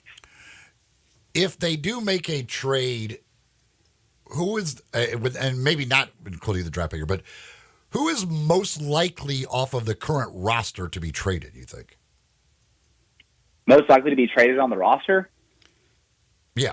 I would think, just because how the wing pecking order is shaped out, I think you can see Zaire Williams traded, just because a team might say, like, hey, let's take a flyer on this 22-year-old 6'9" wing. If it pans out, we have him we can lock him down in restricted free agency next offseason. But if not, he's an expiring contract. I think it's one of those things where because of their money situation and also to their rotation situation kind of being thin at center, I wouldn't be surprised if you see just one of or both of Zaire Williams or John Conchar gone. Mm-hmm. And then, I think the other guy to kind of watch for, obviously just like more of just a gut feeling, is Santi Aldama, because he does have a lot of trade value. Same thing with Zaire Williams, where he's extension eligible, and you're already paying Brandon Clark. Do you want to pay? I think Santi Aldama can get at least $10 million annually. Do you want to pay 8 figures annually for your third and fourth big man? I'm not sold on that. Maybe if you do get Klingon in the draft and your starting center is only making $6 million, sure, you might be able to afford that, but that's just another, especially too if they're trying to sweeten a deal to go get a legitimate starter or a legitimate starting center. Those are the 3 guys that I see most likely to get traded. So you think that if they can make a deal for a starting center right now around the league, whether it be a Jarrett Allen or a Jarrett Allen type, that you can package the 9, a second-round pick, or maybe even a future one and a second-round pick, a combination of a Zaire Williams and a Santi Aldama, and get that player without having to give up a Marcus Smart or something like that, or Luke Kennard? With Jared Allen specifically, that's going to be tough because he's making $20 million next year. Right. It's either going to take, depending on how the Donovan Mitchell thing shakes out, you could do a Jared Allen for Marcus Smart trade, but you traded Marcus Smart for his playoff experience, and I think he's a legitimate 16-game player, and I'm just not giving up a 16-game player when this team's trying to win a championship. Mm-hmm. It's going to take Luke. If you want Jared Allen, it's going to take Luke because of the money matching. Now, if you kind of lower the bar a little bit and try to go for a center in the $10 to $12 million range, then you can kind of say, hey, maybe they can do. I think around the trade deadline, Chris Harrington and Daily Memphian floated out the idea of something like maybe a pick swap where you do Zaire Williams, Santi Aldama in the 9th pick for Wendell Carter in the 18th pick. Do the Grizzlies value Wendell Carter enough to drop down 9 spots? I'm not too sure. But that's kind of the idea of the type of starting center that you can get without necessarily giving up Marcus Smart or Luke Kennard. Do you think that would be my preference? I don't want to give up either of those guys because they are legitimately good fits, and we still need to see how they fit next to John Morant, Desmond Bain, Jaren Jackson Jr. Right, and I'm not directing this toward you specifically, but as Grizzlies fans out there and people that cover you want your cake and eat it too. You want to get, hey man, there's no reason why we can't get Luka Doncic and give them John Conchar. Sometimes you have to give up something to get something in return. Right. So some of these deals and possible deals are outlandish that I hear because what are you giving up? But what about this possibility? And by the way, we're talking with Parker Fleming. He's joining us on the Sissy's Log Cabin guest line. I'm going to ask you again to explain for everybody what subsaccharitis is in just a second. We always have to do that to make sure everybody knows. But is there a possibility, and DeMichael Cole was on with us last week, and I asked them the same question, that even if you make a trade and get a veteran big, let's say that trade involved you dropping down in the draft this year. You go from 9 to, let's say, 16, 17, whatever. Okay. A Filipowski, a Zach Edey are there available. Would you take another center? Yeah. Honestly, I think of those possibilities that you mentioned, especially the two, let's say you get Wendell Carter, right? Then you might want to take a Zach Edey as your 11th man. I know he's polarizing. I know people that would take him at 9. I know people that have him as the best player in this draft class. Oh, come on. I'm not there. I'm not there yet. I have him top 20 just because he has a clear path to getting a second contract because of his skill set. But yeah, you can get Zach Edey as your bruiser, and then if you're having to use Santi in that deal, Filipowski is kind of that replacement mold as a perimeter guy that can put the ball on the floor, shoot the three ball. I think I'm more confident in his ability to play the five than I am Santi. Another name I don't want people sleeping on either is Deron Holmes out of Dayton. I know mid-major guy, but the dude is legitimately good at everything. And he kind of reminds me a little bit of Naz Reid in a sense. And the thing that's good with Deron Holmes is like, I feel like you can play him with Jaren, you can play him with, let's say hypothetically, Jaren, Wendell Carter, Brandon Clark. You can play him with either one of those big men where like, you may not be like, you won't be able to play a Zach Edey with Brandon Clark necessarily. I mean, you can also do that with Philip Howsky as well. But that's kind of where I think that is a good idea. It's just one of those things with the Grizzlies and moving down. I'm going to believe it when I see it because that climate's never moved down in a draft. Well, you sold me when you said Naz Reid. Any comparison to a Naz Reid, that certainly opens up my eyes. So we'll see. It's going to be very, very interesting. There's going to be this type of conversation daily as we get ready for the draft and what may happen with the Grizzlies with trades and free agency. Of course, Parker will have you covered as well. Tell everybody about Subsackalitis. Yeah, so Subsackalitis just hit the 1 year mark on it. So I appreciate those that have stayed annual subscribers at the start. And essentially, it's free Grizzlies content. There's no strings attached if you're a paid subscriber. If you're a paid subscriber, it's you simply saying, hey, I support you, I support St. Jude, and your money from your subscriptions goes directly to my wife, Allie's St. Jude fundraiser page called Allie's Allies. Obviously, I think signups are starting here soon for the marathon weekend. If you need a team to join us. We have a lot of fun. And also, too, last year, I want to say we raised close to $75,000. We would love to do that again. And so even if you become a monthly subscriber, it's a $5 donation a month to St. Jude. If you become an annual subscriber, it's just $50 a year to St. Jude. You can't beat that. Parker, keep up the great work. Thank you so much for joining us. Make sure to follow Parker on Twitter as well at Paca_Flocka. Thank you, my friend. We'll talk soon. Thank you. I appreciate it. Take care. Classic Arms, the place to go if you're looking for guns. Maybe you're looking to buy a gun, but maybe you're also looking to sell a gun or trade a gun. Well, at Classic Arms, they do all of that. They've got all the top brand names with those new guns and used guns as well with the guaranteed lowest price in town. Also, free gun inspections, free gun appraisals. They do that. Free bore sighting as well. They'll do that for you at Classic Arms. Classic Arms located at 1740 Germantown Parkway.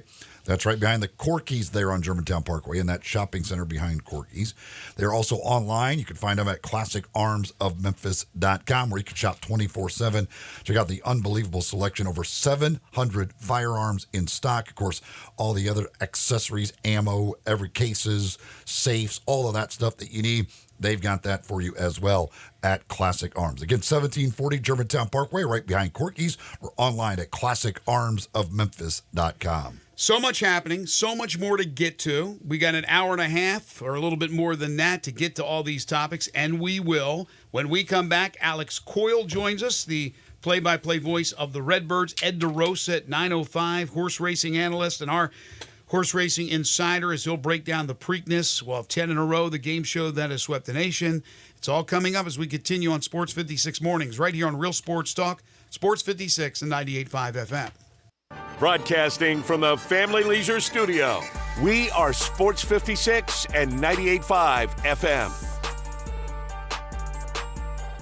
Welcome to the Rendezvous. This is John Vergas. When my dad started the Rendezvous in 1948, I don't think anyone could have imagined we'd still be serving shoulder, cheese plates, and our world-famous dry rub ribs 75 years later. But we are still here in the basement, in an alley in downtown Memphis. We sincerely thank you for making the Rendezvous what it is today. Charlie Vergas Rendezvous, a legendary experience for over 75 years, whether you dine in, pick up, or ship across the country.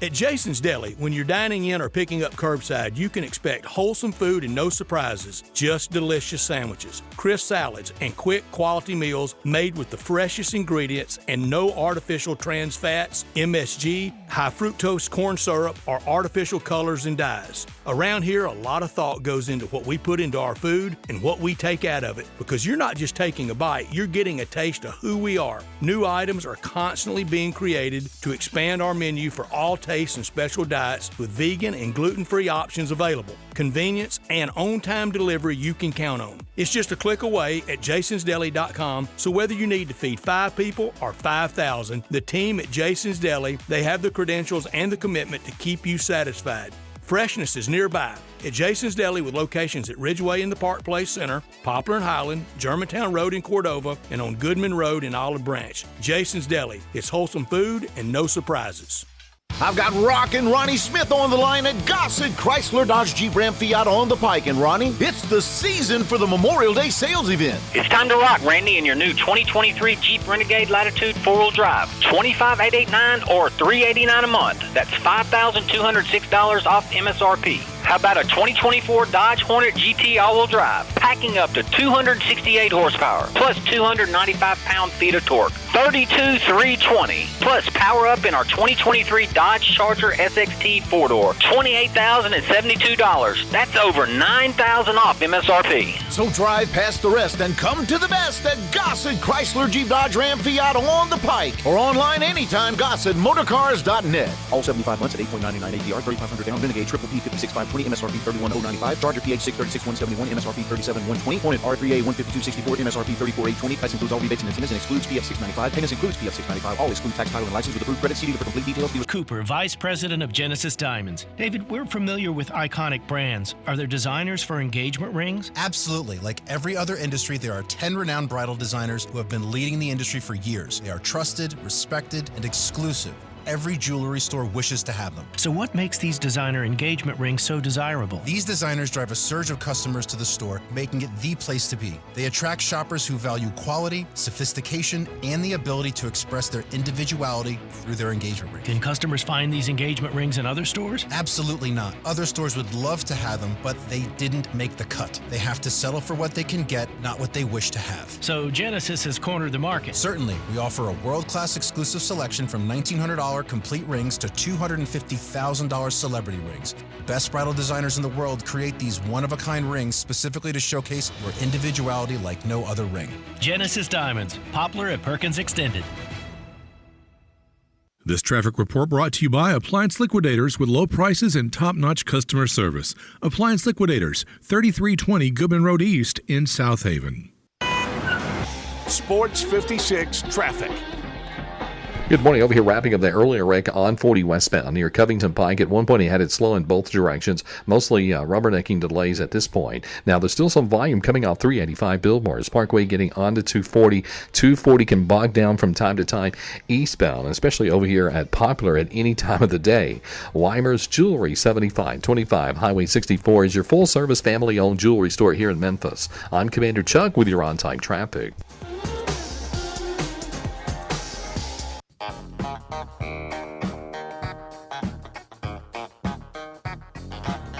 Now back to Sports 56 Mornings on Sports 56 and 98.5 FM. This hour is brought to you by James Gaddis Jewelers. Don't you just love it? Here once again, Greg Gaston and Eli Savoy.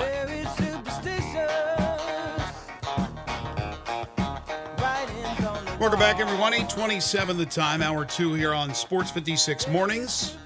Getting you set for the sports weekend. What a wild Friday morning it has been.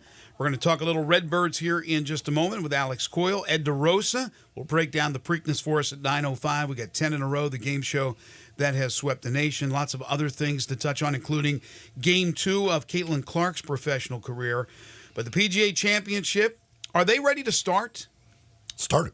It's underway. Okay. Yeah. So weather should be okay for round 2? There's going to be rain. I think there's no lightning. I'm not sure. I think it's probably similar to here. There's some light rain and stuff, so there'll probably be periods of rain here, it looks like this morning, but I don't think there's any lightning, so they are underway. And Scotty, again, is back at the course. His tee time is scheduled for when? He would be 9:08 Central. 9:08 Central, so he's got basically 40 minutes. He's back from jail. We'll give you all the details again a little bit later on in the show. Here's this is John Daly has withdrawn with a thumb injury. I thought it was in protest of Scott. So how about that? A player was arrested at the PGA Championship. Mm-hmm. John Daly withdrew for the PGA Championship. And it wasn't Jay Daly. And they're not related. The two stories are completely unrelated. Our good friend John Daly. That one would be surprising. Come on. You just give people those two stories, they're going to automatically assume. Sure. Give JD the benefit of the doubt. Well, as promised, it's time to talk to the voice of the Memphis Redbirds. He does a spectacular job. He's Alex Coyle. You can follow him on Twitter at Alex_Coyle. That's Coil. He joins us now on Sports 56 Mornings. How are you, Alex? I'm doing well. How are you guys? Doing fantastic. We understand the whole situation with minor league baseball, especially with AAA. There's going to be a lot of movement. Every day, seemingly, there is player personnel moves with players going up, players going down, players put on injured lists. But it seems like it's more than usual. Tell me if I'm right or wrong. There's just been a lot of moves because of the situation with the parent club in St. Louis with injuries and guys being sent down to Memphis to play AAA ball and to rehab a little bit before they get called back up.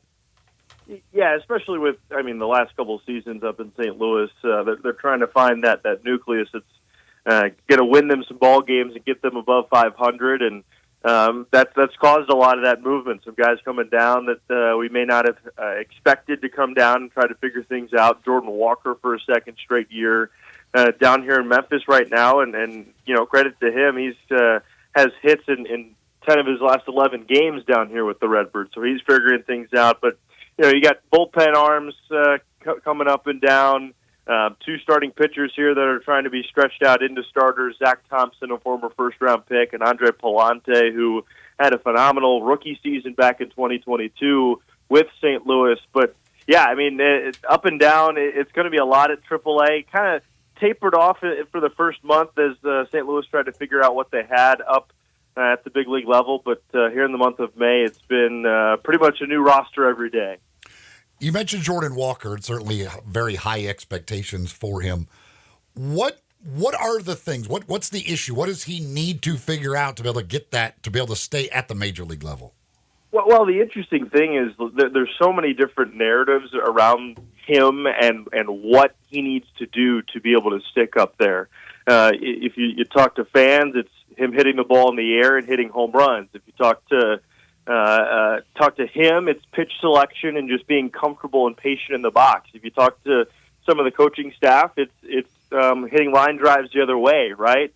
And I think we're starting to see a little bit of everything that the baseball side of things has asked him to do down here. He hasn't hit a home run yet with Memphis. That will come. He's hit the top of the wall about 3 times this week, but he's starting to hit the ball on the line. He's starting to hit it the other way, and it's really just looking for that consistent plate appearance and putting that together and not getting in a situation where he's rolling over on balls to third or short. Matt Carpenter came down last week and checked in on him and Victor Scott II, of course, and spoke to some local media and said that the transition between AAA and the major leagues is so much greater than it was when Matt Carpenter was making his rookie season 13 season ago because of so many different factors. And right now, guys sometimes don't struggle until they get to the major league level, so they don't know how to figure that out, turn things around. I mean, when you look at what Jordan Walker did almost identically to start the season last year, coming down here to Memphis in May, figuring things out and having a pretty solid rookie season, he's on track to do just that here in year 2. Alex Coyle joining us on the Sissy's Log Cabin guest lines. I guess some of that could be masked if everybody else around him in St. Louis was hitting the ball, but the whole entire team seemed to get off to such a slow start that it was pretty obvious when you look at the players struggling.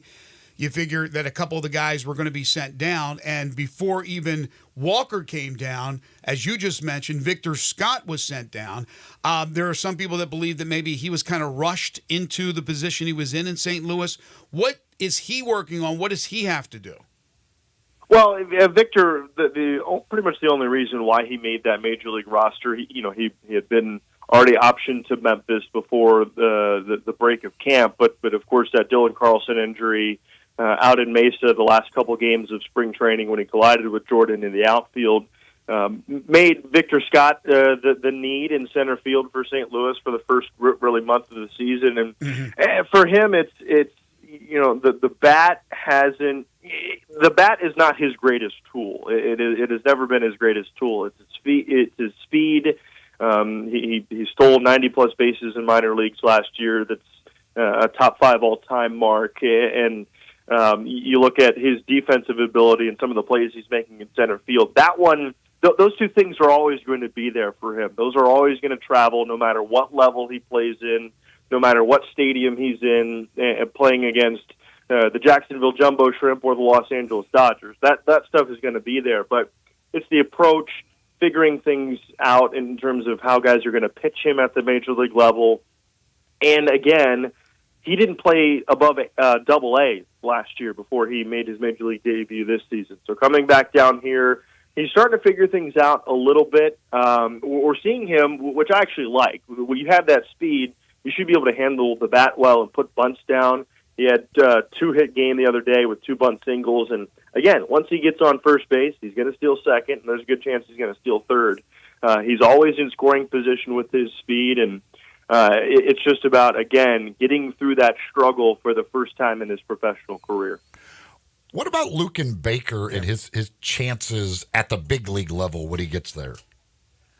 Listen, Luken Baker is probably my favorite player that I've ever worked with, regardless of sport, regardless of location, whatever I'm doing. But it's just about chance and opportunity for him. He's a type of guy where, he has to play every day to be able to see his production. He's going to have some games where he's going to go for 4 and strike out a couple of times and hit pop-ups, but he also is going to have a stretch like he did this past weekend and into Tuesday where he hits a home run in 3 straight games. He has 9 now this season. He's 11 away from tying the Memphis Redbirds all-time record. He's 12 away from breaking it with a 75 mark in his career here with Memphis. And to put that in perspective, the guy, Nick Stavanoa, who has the current record, has also played the most games in Memphis Redbirds history. But Luken, he's 19th all-time in Memphis Redbirds games played. So he's doing it a lot faster and at a quicker clip. But, again, it's an everyday thing with him. He rarely takes days off down here. And it's just about a chance at the big league level. Whether that's in St. Louis or another club remains to be seen. But he's going to get his chance, and he's going to play pretty well when he gets that chance. He got a taste last year, if I'm not mistaken. I was just in St. Louis recently to watch them play the White Sox, and their DH is Burleson. And I know he's come out of his slump here recently, hit a home run the other day. But my buddy and I are there, and my buddy's asked me, what about Baker? I mean, I think Baker, and I know he's only hitting .216, but he does have 9 bombs, 32 ribbies with the Redbirds. And like you said, you described it perfectly. He can go for 0 for 4 with 3 or 4 strikeouts and then come back and hit 3 straight home runs, or at least 3 games with a home run in each game. So why not Luken Baker? Does he have what are his options? Like, what's left with him as far as Baker is concerned to be brought up? Well, I think it's consistency.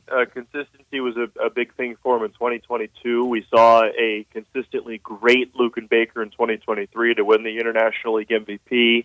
But also, right, you got to look at right-handed, left-handed matchups. Oliver Marmol loves to use those late in games, loves to burn out his lineup card based on splits and metrics and stuff like that at the big league level. So that's part of why Burleson, to use that specific example, would be up there. But again, it's just it's a logjam at that position. It's interesting to see the struggles Paul Goldschmidt is going through.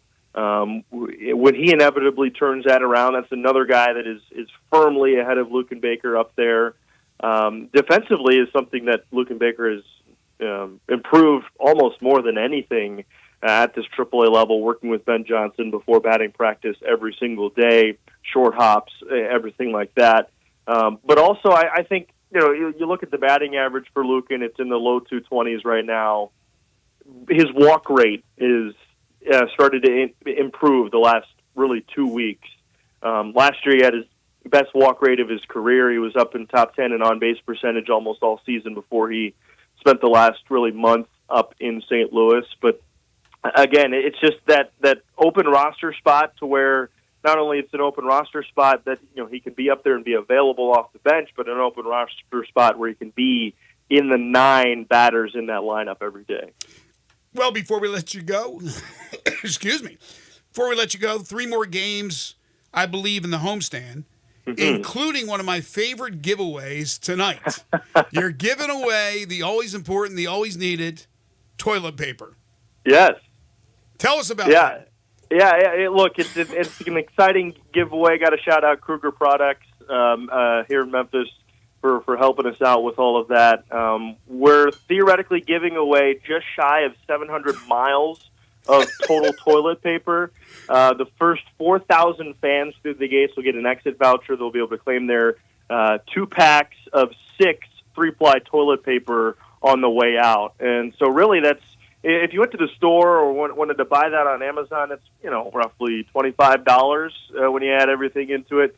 You can come to the Redbirds game and get a ticket for $10 to $15 and get to see Lucan Baker, Jordan Walker, Victor Scott II, Andre Palante starting tonight against the Gwinnett Stripers for $10 to $15 and walk away with $24 in toilet paper as well. That could last you throughout the month of May and maybe into June. Quick story, I was there last year I had no idea they were giving away toilet paper that night. So I'm at the game that night, and we have family in from out of town, and I think you helped me with that, Alex, with the tickets. After the game, we're all in line. We're like, what are we in line for? They're giving away toilet paper. They can't bring it with them. They're not bringing it on a plane.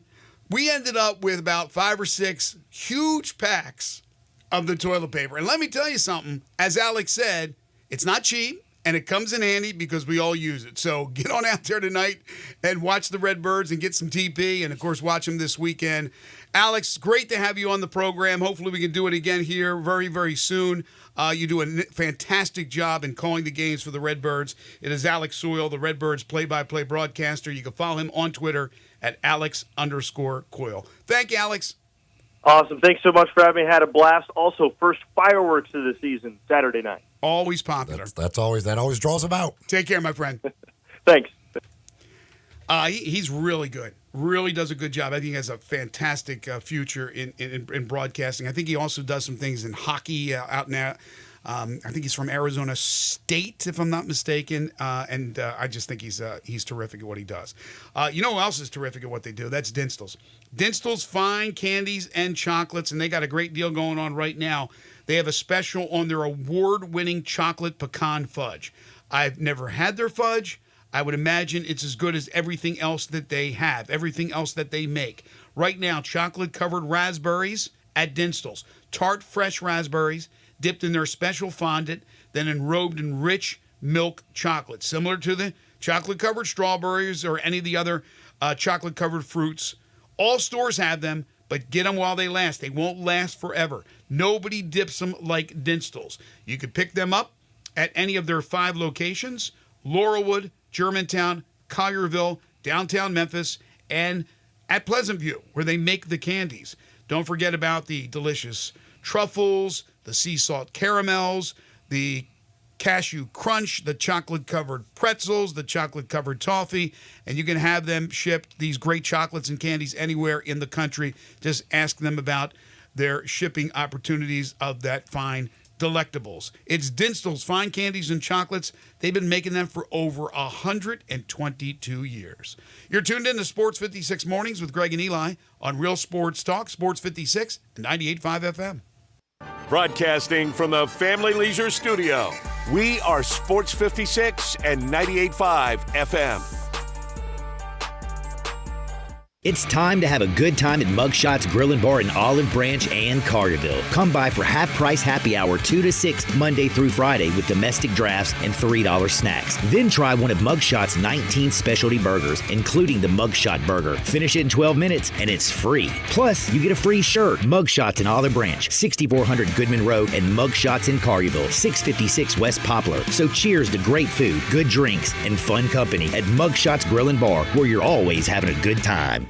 There are many real estate companies out there, but then there's Banyan Tree Realtors on the Collierville Town Square. There are hands-on, family-owned boutique real estate companies whose agents have been offering exceptional attention to their clients for over 40 years. In an ever-changing world, Banyan Tree continues to maintain a small-town personal charm while providing a worldwide connection through its internet marketing presence. Personal service will never go out of style at Banyan Tree Realtors. Their agents are people you can trust, offering service you deserve. From residential homes to commercial properties, farmland, land lots, and historical houses, Banyan Tree has the expertise you can rely on. So if you're downsizing, upsizing, moving in, or moving on, give Banyan Tree Realtors a call today. Craig Smith and Mary Jean Smith and their agents are ready to serve you. Call today at 901-620-8920 or 901-359-2520. Are you aware? It's patio season. Family Leisure sure is. That's why they have factory direct pricing on swimming pools, spas, and even, yes, patio furniture. Yes, sir, it's indeed patio season. So come by Family Leisure and check out all the brand new 2024 patio furniture sets. And with patio season here, you know that pool season will be here before you even know it. So buy now to get in line for your pool installation and get pre-season pricing. Plus, you could save $1,000, $2,000, $3,000, even up to $5,000 on all spas and swim spas. Family Leisure has got special pricing on all in-stock saunas, theater seating, pool tables, and even outdoor kitchens. I love it when it's patio season because of all the fantastic deals that Family Leisure makes available just for you. Family Leisure, Whitten Road at I-40, where family and fun come together. Includes all rebates and incentives. Price excludes $695 PF. Lease includes PF $695. $650 acquisition fee. EV6 P5610964. MSRP $50,200. Telluride RG510 849. MSRP $38,305. Forte LXS RE78169. MSRP $21,820. Must finance through Hyundai. Excludes tax title and license. See dealer for complete details. Offer valid through 5/31/2024 with approved credit. Dealer stock only. I got Jeff Allen on the line to hear about some crazy deals happening at Gossett Kia southbound Mariah. Randy, I'd love to give all our customers our best deal. 2024 Kia Forte LXS gets 41 MPG Highway, $199 a month, $34.99 due at signing. 282 miles EPA estimated range will get you where you want to go in the 2023 Kia EV6 Win, $249 a month, plus a 2024 Telluride LX, $357 a month. Both $39.99 due at signing and 24-month lease. And 0% for 48 months on 2024 EV9 and peace of mind with a 10-year, 100,000-mile powertrain limited warranty. So whether you live in Horn Lake, South Haven, Olive Branch, or Memphis, we'll make you happy at Gossett Kia South on Mount Moriah.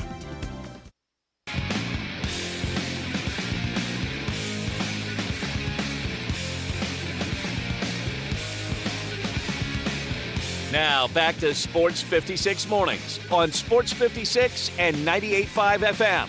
This hour is brought to you by James Gaddis Jewelers. To reveal the full spectrum of its dazzling color. Here once again, Greg Gaston and Eli Savoy.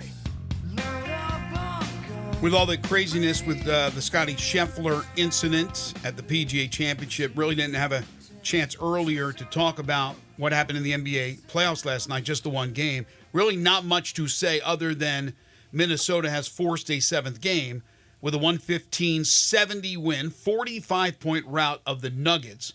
T-Wolves went on a 24-0 run at one point. Minnesota out-rebounds Denver 62-43. Denver shoots 19.4% from three, 7 of 36.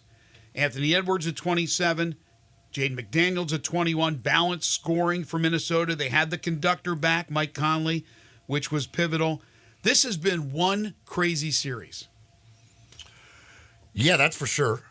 And Denver needs Jamal Murray to show up. He was a no-show last night. Now, he was 4 of 18 last night. In Game 2, he was 3 of 18. But in Game 3, he had the best game of the series for him. So we'll see if he bounces back from the 4 of 18 effort with a strong Game 7. But, yeah, it's 7 of 36 is it's a rough go from three-point range. As good or great as Jokic is, I've said it before, I'll say it again. We talked about it last year when they went on to win the title and the year prior when Murray got hurt. Murray has to be good. he is the Robin to Jokic's Batman. And while Jokic certainly can carry his team when other guys struggle against most teams, in a playoff situation against a Minnesota team with the stars that they have, it's going to be tough to win. And last night it was impossible to win, as they were down early and then waved the white flag. And unfortunately, as we were talking with John Varlas, horrible for viewers because it wasn't fun to watch a 45-point blowout. But it is what it is. Game 7 in this series will be on Sunday, I believe. Yes, Sunday will be Game 7. Meanwhile, tonight, the Knicks and the Pacers from Indianapolis. Indiana is a 6.5-point favorite, with the Knicks leading that series 3-2. Will Indiana force a 7th game in that series? And if so, it would also be on Sunday. Yeah, we might get the doubleheader of Game 7s on Sunday, which would be fun. And then the Thunder and the Mavericks, they'll play tomorrow. Dallas leads the series 3-2. They're at home, and they are a 3.5-point favorite.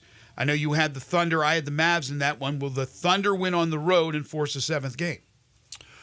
I don't know. That'll be. I'm not sure which way to go on that one. But we have the possibility of all these series going to 7, which would be something else if that was the case. You just want competitive games. Another game last night that wasn't competitive. Speaking of Indiana, the Fever, WNBA. They got beat by New York, 102-66. Caitlin Clark in her second game, 9 points, 2 of 8 from the field, 1 of 7 from 3. Continues to struggle, but that, if anybody thought she would walk in there and just be incredible like she was at Iowa, sadly mistaken.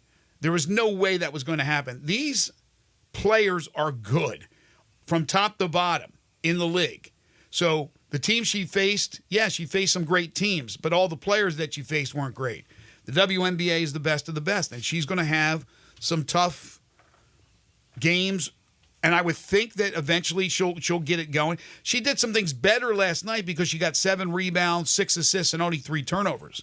Her opening game, her first game of her career, regular season, she had 10 turnovers and 3 assists. So she flipped that with 3 turnovers and 6 assists, not quite 10. But she did some better things, rebounding the basketball. She didn't shoot as much, but the team got clocked, and I know that's the most important thing for her and for all these players is for their team to win. Diana Taurasi, when she said what she said, I agreed with it. She was correct that it's going to be a rude awakening when she walks into the league. It wasn't disrespectful to Caitlin. It's the honest truth. You're walking into a league where all the players are as good or better than you. But with that said, she is turning the eyes onto the product. And anybody who thinks that that is not correct is wrong. Categorically wrong. She has elevated the league. Whether or not she's the 5th best player, 10th best player, 100th best player, does not matter. All right. So Scotty is officially on the range. Wow. He will make his tee time. He arrived back at the course at 9:12 Eastern time after being released at 8:40. He was booked at 7:28, released at 8:40, back at the course at 9:12. So he'll be ready to go, and he'll probably go shoot 60. If you're playing with him, who's his playing partners? It's Wyndham Clark. And who was the third? Brian Harmon. Yeah, Harmon, that's right. Do you say anything to him? I'm sure you do. Do you, or do you avoid it like the plague? Interesting morning, huh? I mean, do you make light of it, or do you like? Well, one of the caddies said that Scheffler was laughing in the locker room, saying, "I'm free." Really? Oh gosh. Just wild. But yeah, we're watching video right now on a monitor in our studio, and he's hitting golf balls. Man, he just shanked 5 in a row. No. He is, like you said, he'll go out there and play well. Steady rain, though. It's still steady rain in Louisville, Kentucky, but they're going to play, and they are playing right now. All right, this is a statement from Scotty Scheffler. This morning I was proceeding as directed by police officers. It was a very chaotic situation, understandably so, considering the tragic accident that had occurred earlier and there was a big misunderstanding of what I thought was being asked to do. I never intended to disregard any of the instructions. I'm hopeful to put this to the side and focus on golf today. Of course, all of us involved in the tournament express our deepest sympathies to the family of the man who passed away in the earlier accident this morning. It truly puts everything in perspective. So that's the statement from Scotty Scheffler before he tees off this morning. The PGA put out a statement about the person who was killed. They said it was somebody who was working with one of the vendors. I don't believe they've released a name yet, but somebody was working with one of the vendors at the tournament who was struck and killed by that shuttle bus. So Scotty's saying all the right things. It's interesting he did not, in that statement, point out anything about the authorities, about the police. And again, whether or not it was total confusion that caused the situation for him, I don't know. Like you said, if a cop's jumping on your car to stop you, you need to stop. This will be, unfortunately, the story that overrides the entire major. Yeah, we're going to care on Sunday who wins, but the talk today is every second is going to be about Scotty Scheffler. In the meantime, yesterday, Xander Schauffele went out and shot a 62. He ties the lowest round shot in major competition for the second time. So a 62 has been shot in a major 4 times. Xander Schauffele has done it twice. He was absolutely fantastic. Tiger Woods won over yesterday. Rory McIlroy 5 under, right where he needs to be. Brooks Koepka and the aforementioned Scotty Scheffler at 4 under par. If Scheffler goes on to win this one, that'd be one interesting post-round interview or post-tournament interview with him on the trophy presentation. Can you imagine this happened before the Masters? And there's Jim Nance in what's the cabin called? Well, let me just this wouldn't happen at the Masters. No, it wouldn't. No, believe me, it would. The cop would have been fired already. Those guys would have been making sure that Butler cabin, Jim Nance asking Scotty, what a wild week, what a wild morning it was for you. Can you tell us exactly what happened? But yeah. No, Jim. Watch him hole out on this first hole today. Listen, I would not be surprised if he goes out and shoots like 63. Like, I don't know. I have no idea how he will play today, but it wouldn't surprise me at all if he still goes out and shoots a great round today. A little bit later on in the third hour, we got 10 in a row, the game show that has swept the nation. Also want to talk about the Memphis Tigers football team being ranked by ESPN as the #1 group of 5 contender. We'll discuss that. And also something that we touched on when Parker Fleming joined us, and that's the rumors about Donovan Mitchell and the Grizzlies being a dark horse candidate. So we'll do all that in hour 3. When we come back, though, we're going to break down the Preakness for you with Ed DeRosa. You may recall he was here for the Kentucky Derby, and they had those 3 horses that ended in a photo finish with Mystic Dan winning. He had one of those horses. He had Forever Young, the Japanese horse, who will not be running, by the way, in the Preakness Stakes. Corky's Ribs and Barbecue, serving up delicious slow-smoked barbecue for 40 years. The Q, the ribs, outstanding. Love the barbecue nachos. They even have great wings and tamales, award-winning catfish plate.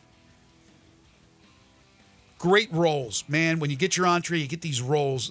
Nobody has a better roll. Little accompany of the main meal, the entree, with these rolls that are hard to describe. They're just delicious. Buttery, really, really good. Pick yourself up some lunch today. There's a lunch special every single day at Corky's, whether it be lunch, dinner, whether it be today, whether it be this weekend. You can dine in at any of their 4 locations, Poplar Avenue in Memphis, Poplar Avenue in Collierville, Germantown Parkway in Cordova, or Goodman Road in Olive Branch. You can go through the drive-thru, no contact delivery, or have any of the services delivered to your home or office. Plus, they cater.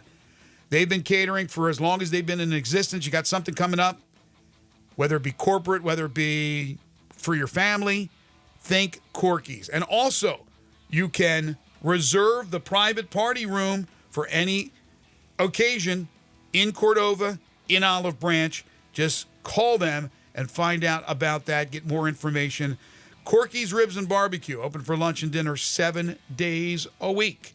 You're tuned in to Sports 56 Mornings with Greg and Eli on Real Sports Talk, Sports 56 and 98.5 FM.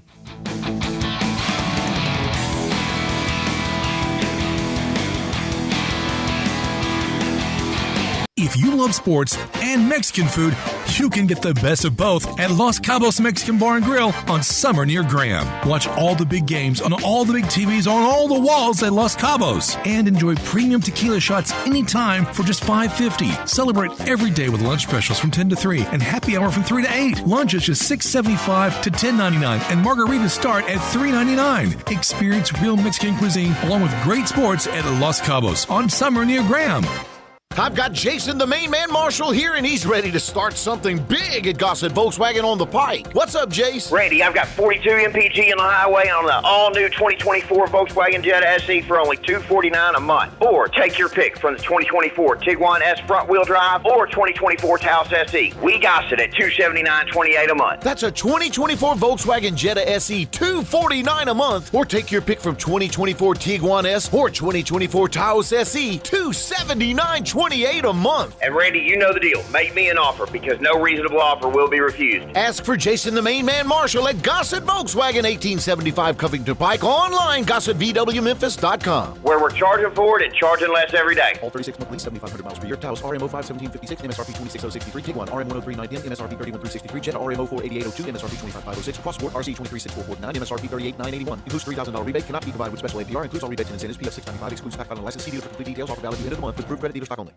Brian Elder's Roofing Solutions. It's silly season in the life of your roof. I'm Brian Elder, 867-0303. The weather can be unpredictable, and I'm ready to get more life out of your roof with our award-winning Owens Corning repair team. We're the repair guys the other repair guys call when they can't find the problem. Leaks become black mold when ignored. That's why when you call me, I start my inspection in the attic. Is it time for a beautiful new roof? 867-0303. I'll measure your roof from outer space and get you an estimate right over the phone. The best warranty in the business, including a warranty against ice dams. The only roofer in Memphis to offer a warranty against water intrusion due to snow buildup. Ask about military and first responder discounts. 901-867-0303 or BrianElderRoofing.com. Call 867-0303. Brian Elder's Roofing Solutions. There's an institution in East Memphis that I love talking about. It's the Spirit Shop at 4848 Poplar Avenue, right down the street from Clark Tower, and it looks like a log cabin. It's been around Memphis since 1969 with a family-owned, friendly, knowledgeable sales staff that is just a wonderful place to go. I love going in and talking wine or bourbons, and they've got such great selection. So if you've not visited the Spirit Shop in a while, it's been remodeled. You'll love what you see when you need spirits. Tell Eddie Wollo said hello. Hi, this is Troy Fiveash, owner of Fiveash Roofing. In these uncertain economic times, there are so many things as a contractor and a business owner that I cannot control. The rising cost of materials, not to mention fuel and transportation costs. In the last 2 years, shingle prices have almost doubled and commercial materials have doubled. And I don't have to tell you what fuel costs these days. But you know what I can control? How much markup I put on a project. I have always prided myself in knowing I never gouge a customer. But in an effort to ensure my crews have work and my customers are being treated fairly, I have lowered my profit margin, hoping to give you a price you can live with and keeping my crews busy. So if you need a roof or gutters, please give us a call. Fiveash Roofing, fair, honest, and ethical. Fiveash Roofing, a proud sponsor of Tiger Athletics and a member of the Tigers home team. 367-0050 or MemphisRoofer.com. 367-0050 or MemphisRoofer.com. Fiveash Roofing, it's what we do. We're here for you. This traffic report brought to you by Appliance Liquidators with low prices and top-notch customer service. Appliance Liquidators, 3320 Goodman Road East in South Haven. Sports 56 traffic. Good morning. Finishing up a couple of earlier accidents out here. One involving a tanker truck on 240 eastbound in Getwell. They've got it over to the side. Also wrapping up the paperwork on a wreck that happened 40 west at Covington Pike. That should be cleared up here in the next few minutes now. It's heavy on 240 east up by Poplar. That could happen at any time of the day, so give yourself extra time over there all day long, especially if it continues to rain. 24/7 reliable crane and rigging services here in Memphis. Tomahawk Crane and Rigging. I'm Commander Chuck with your on-time traffic. We are Sports 56 WHBQ Memphis and W253DF Memphis. Flynn Broadcasting Stations. Now back to Sports 56 Mornings on Sports 56 and 98.5 FM. This hour brought to you by Jenkins Floors and More. Here once again are Greg Gaston and Eli Savoy. Early Monday morning to Friday at 5, man, I work. Welcome back, everyone. 9:03 the time. Final hour for us today. Final hour for us this week. It has been a busy week, an eventful week. It's been an eventful Friday morning in the world of sports with Scotty Scheffler and the PGA Championship. I am Greg Gaston, alongside my partner Eli Savoy, our producer extraordinaire, Zach Boyd, broadcasting live from the Family Leisure Studios. Family Leisure, where family and fun come together, 2120 Whitten Road, just north of I-40. Going to talk some Preakness with Ed DeRosa in just a second. Currently 67 degrees. We're looking at a high in the mid-70s, probably 75, 76 today. It's been raining off and on, possibly a thunderstorm today, but more annoying than anything. And then it will start to go away later tonight, probably in the dinner hours, and then overnight. Some more rain in the forecast. Looks like some rain for tomorrow, although not an all-day affair. And then Sunday looks to be absolutely spectacular. Third hour of the program is brought to you by Jenkins Floors and More, family-owned and operated business that specializes in flooring and carpeting, and they have some great news. Just announced a couple of days ago, they are moving from Hernando, Mississippi, closer to the metropolitan Memphis area, 2356 Goodman Road in Olive Branch, Mississippi. Again, starting June 1st, you can head on over to Jenkins Floors and More in Horn Lake, but up until then, 6 East Commerce in Hernando, also stores in Little Rock and Cleveland, Mississippi. As I mentioned, they specialize in flooring and carpeting, and if it's variety you're looking for, they have it.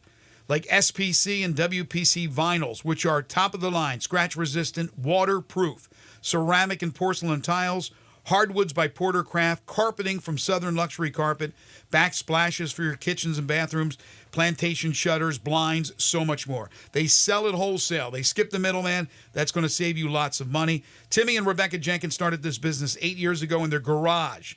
And because of their quality of work, their attention to detail, their pricing, they have earned the reputation of being one of the top flooring companies in the area. This is for both residential and commercial. So homeowners and contractors, do yourself a favor, see what Jenkins Floors and More has to offer. They will install and do so with an unheard of 2-week turnaround. Financing is available. Just stop by or call them at 662-469-9350. They're open Monday through Saturday. They will come to you. Let them come out to give you a free estimate. All military and first responders, 10% off. Sports 56 listeners ask about their family discount. Great family, great service. It's Jenkins Floors and More. Time now to get the breakdown of the Preakness Stakes tomorrow at Pimlico Racecourse in Baltimore with our insider for horse racing, Ed DeRosa, a horse racing analyst and expert for Horse Racing Nation. You can follow him on Twitter at EJXD2. And Ed DeRosa joins us now on Sports 56 Mornings. Hey, Ed. Morning. So the Derby was a little interesting. You gave us Forever Young, and what a finish. The photo finish of a lifetime with the 3 horses. Mystic Dan gets the win. Sierra Leone edges out your horse, your pick, Forever Young. What did you think of the Derby? Well, it was my 22nd Derby in person, and unquestionably the best race I've seen in the Derby, and I would say top 5. Need to think about it a little more to order them, but amazing Derby experience. Barbara was the best performance I've seen, but this was the best race. I mean, 3 noses across on the wire. I was rooting as hard as I can ever remember rooting a horse race for Forever Young.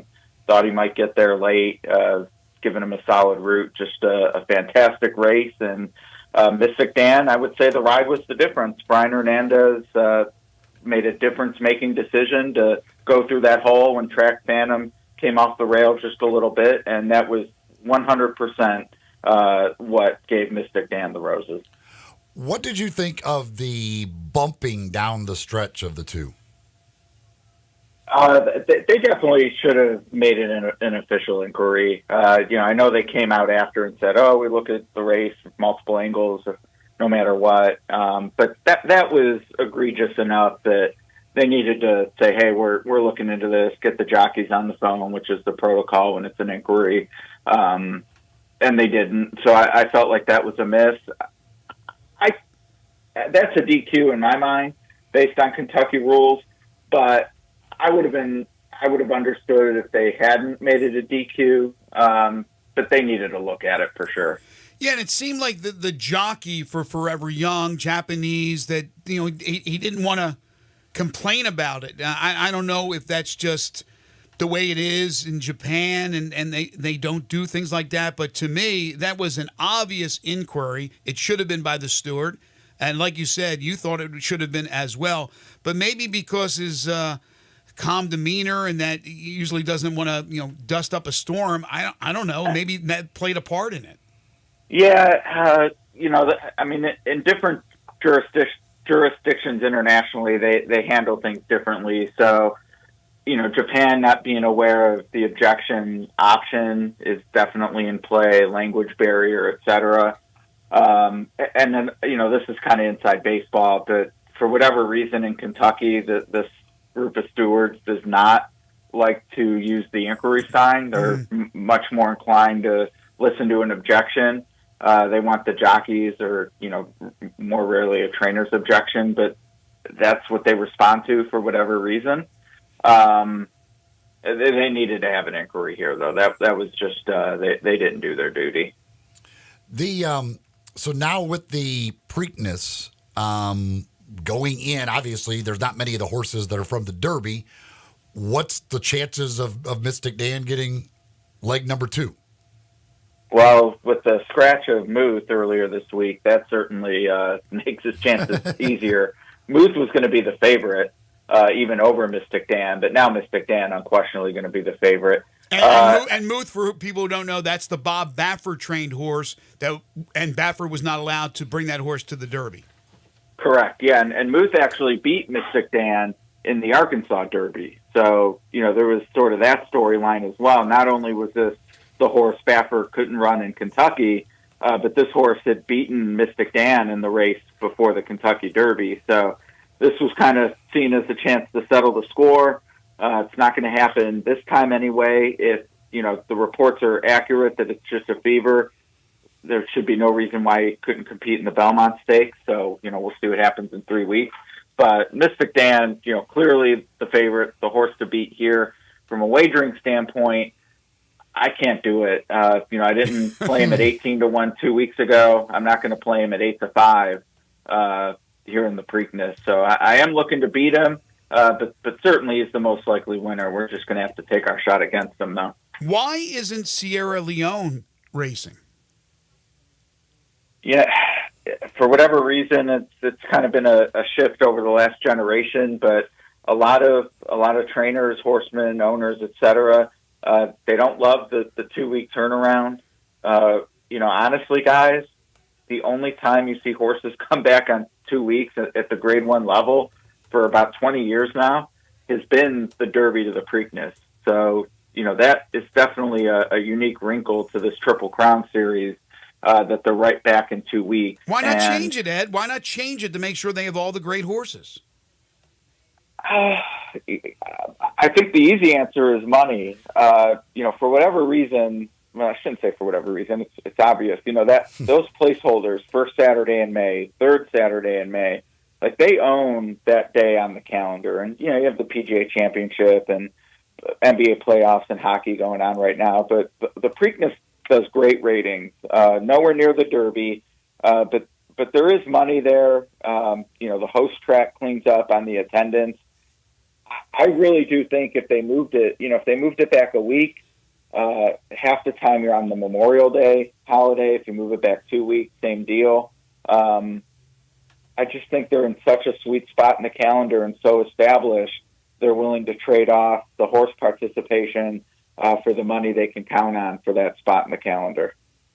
TV will always run things with that money. That's right. That is for better sure. or worse. No matter whatever sport it is, when you have questions like that about schedule, always look to the TV, buddy. By the way, in the Derby, what happened to Fierceness? I mean, the easy answer, I guess you could say that the every other pattern that we heard so much about, I don't buy that as much. I mean, I just think he's sort of establishing himself as a horse that has to have things his own way.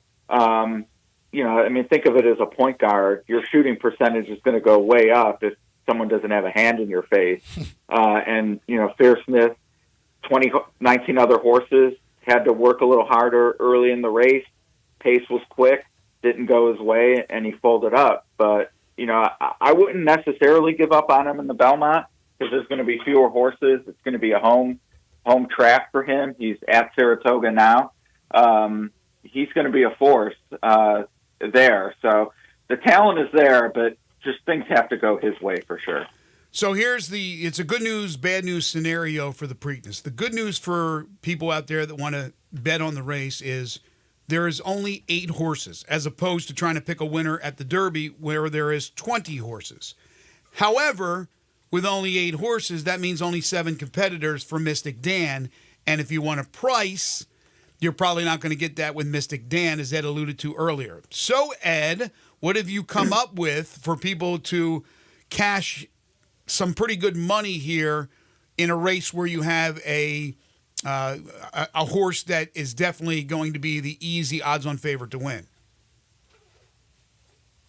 I like Imagination, Bob Baffert's other horse, number 9.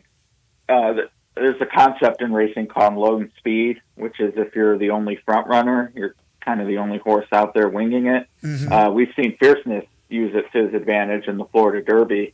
And Imagination is no Fierceness, don't get me wrong there. But being alone on the lead definitely improves a horse's chances, and that seems to be in play here for Imagination. So I know they made him 3-1 on the new morning line after the scratch. I think he's going to be a little higher than that. I think he'll be 4-1. So 2 will get you 10. And I think he's the right play as the lone front runner in this race. What's the weather forecast? That doesn't look good. I guess with Mystic Dan having a win in the slop, it looks good for him. So any of the mutters should be happy, but this is not the type of forecast you want on a day you're expecting 100,000 people to come to a horse race. Who are the other mutters? You know, Uncle Heavy is a horse that could move up in the mud, and I don't, even with that, I don't like him at all to win, but he's going to be the 7th choice out of 8. And you only need to beat half the field to be 4th. And you get lucky, maybe he can be 3rd. So if it's really a waterlog, a bog, I think Uncle Heavy is a horse you can upgrade and maybe slot underneath in your exotics. But I would say Imagination benefits too, because he's going to be, you know, the cleanest path when it's that muddy is on the front end, because you're not getting all that dirt kicked in your face, and the jockey isn't having to go through goggles throughout the race. So I think Imagination benefits as well. Maybe box Imagination and Mystic Dan and hope that Imagination comes out on top and get a decent price. That's right, yeah. And Tuscan Gold is a little interesting. He should be around 5-1. Catching Freedom's the horse I'm not bullish on, so you should say I'm bearish. But I thought he got a similar trip to Mystic Dan. Great ride by Flavian Pratt, saved ground, and then he was able to find a hole late too. Didn't have to swing wide. But when the real running started, Mystic Dan was definitely outpaced Catching Freedom. And it looked like he might get a good run and challenge Sierra Leone and Forever Young, and that didn't happen either. So Catching Freedom's a good horse, but based on what I saw in the Derby, I just don't think he's certainly not better than Mystic Dan. Well, Mystic Dan doesn't seem like a Triple Crown winning type horse, but could be 2/3 of the way there after Saturday if he takes care of business at Pimlico. He is Ed DeRosa. He's our insider for horse racing. You can check him out at Horse Racing National. You can follow him on Twitter at EJXD2. And as long as your schedule allows it, we'd love you back for the Belmont to break down the Belmont Stakes in 3 weeks. Ed, thank you so much. Really appreciate it. Enjoy the race. All right. I'll stay away from Valhalla so I'm not in the lockup when you call next time. Yes, that's right. Take care, Ed. All right. See ya. All right. So maybe not much of a price here, but you never know. But the mud is not going to hurt Mystic Dan. That's the problem. If it did, wasn't a mutter, then maybe you catch a price with some horse, but I don't know. Probably not the case there. All right, so let's talk a little bit about the Grizzlies. Yesterday there was a report that the Grizzlies, along with the Rockets, are dark horse candidates to acquire Donovan Mitchell. We talked briefly with Parker Fleming about this. In that same report, the Lakers, the Nets, the Heat all have interest. I thought about it a lot yesterday. To me, and I don't know, again, it's just a report out there. To me, it doesn't make sense. Donovan Mitchell, I mean, I like Donovan Mitchell, but I don't know how that works out. You'd obviously have to give up somebody really, really good. I'd rather them concentrate on his teammate, Jared Allen, and get a big like Jared Allen, which would really help the Grizzlies. But does Spida do anything for you as far as the Grizzlies are concerned? Would I like to have him? Yeah. Do I think there's any chance whatsoever the Grizzlies get him? No. Like there's literally a 0% chance of that they would be able to get him. Why do you think that's out there? That report? I have no idea. I'm with you. I don't think there's any chance. I love Mitchell, but let's say there was interest. Okay, just for the sake of this discussion. What are we talking about having to give up? Well, just to get salary alone, I mean, he's making how much, Mitchell? His next year's $35 billion. Yeah, think about that. I mean, I would assume Marcus Smart would be involved for sure. Kennard, and then probably a Kennard or some other combination of guys. Smart makes how much right now? I think he's around $20 million. And then Kennard's almost 15. Yeah. So, Kennard's option is for 14.5, I believe it is, something like that, somewhere around there. Yeah. The thing is, Cleveland and the possibilities from other teams, what they could get, I think is a lot more appealing than Marcus Smart is. If he stays healthy, obviously a terrific perimeter defender and a pretty good offensive player. But Marcus Smart, Luke Kennard, a couple of number ones, still, in my opinion, would not be enough for me if I was Cleveland. I think I can get much more from somebody else. But Donovan Mitchell, by the way, yesterday telling Woj he's happy in Cleveland. So we'll see how that all works out. Maybe he won't go anywhere. Yeah, I mean, again, generally in these situations, not always, it certainly can go other ways, but generally if a player if it gets to the point where he wants to be traded, he'll probably get traded to one of the places he wants to go, and that won't be Memphis. Yeah, especially when Los Angeles is on that list. Can you see a LeBron James, Donovan Mitchell backcourt? Yeah. I can too. I mean, LeBron's not really, the only reason he's backcourt, he has the ball, but No, I understand. Less and less as his career goes along. Yeah, but I say backcourt because he has the ball. I think Donovan Mitchell, LeBron James, Anthony Davis, I don't know what they'd have to give up. But that's the thing. I don't see how the Lakers could possibly get him. Yeah. Lakers would have to get other teams involved. That's right. They have no way to. It would be very difficult for them to acquire him. Well, again, who's going to want D'Angelo Russell? Because he would be involved in that. Are you willing to give up Austin Reeves? I'm sure you are for the chance to get Donovan Mitchell. But you're right. They don't have a lot of assets. The other names on the list, the Nets. Again, the Nets don't have a lot. They have Mikal Bridges. And Nets have draft picks. They have, but that's what the things the Lakers don't have, the things like the Suns don't have, because they've traded them all to these teams. Right. At least they have draft picks they can throw into a deal. Yeah, but what do they have to equal salary? And are the are the Cavaliers interested in acquiring all those picks? And then there's the Heat. Now, there's a lot of people now that are equating a possible Heat trade of Jimmy Butler because of what Pat Riley had to say. That they think maybe that relationship is now soured. I don't believe so. But a Jimmy Butler in return and other pieces. How about? I mean, like the Nets are under the cap, so the Nets could easily get a deal done.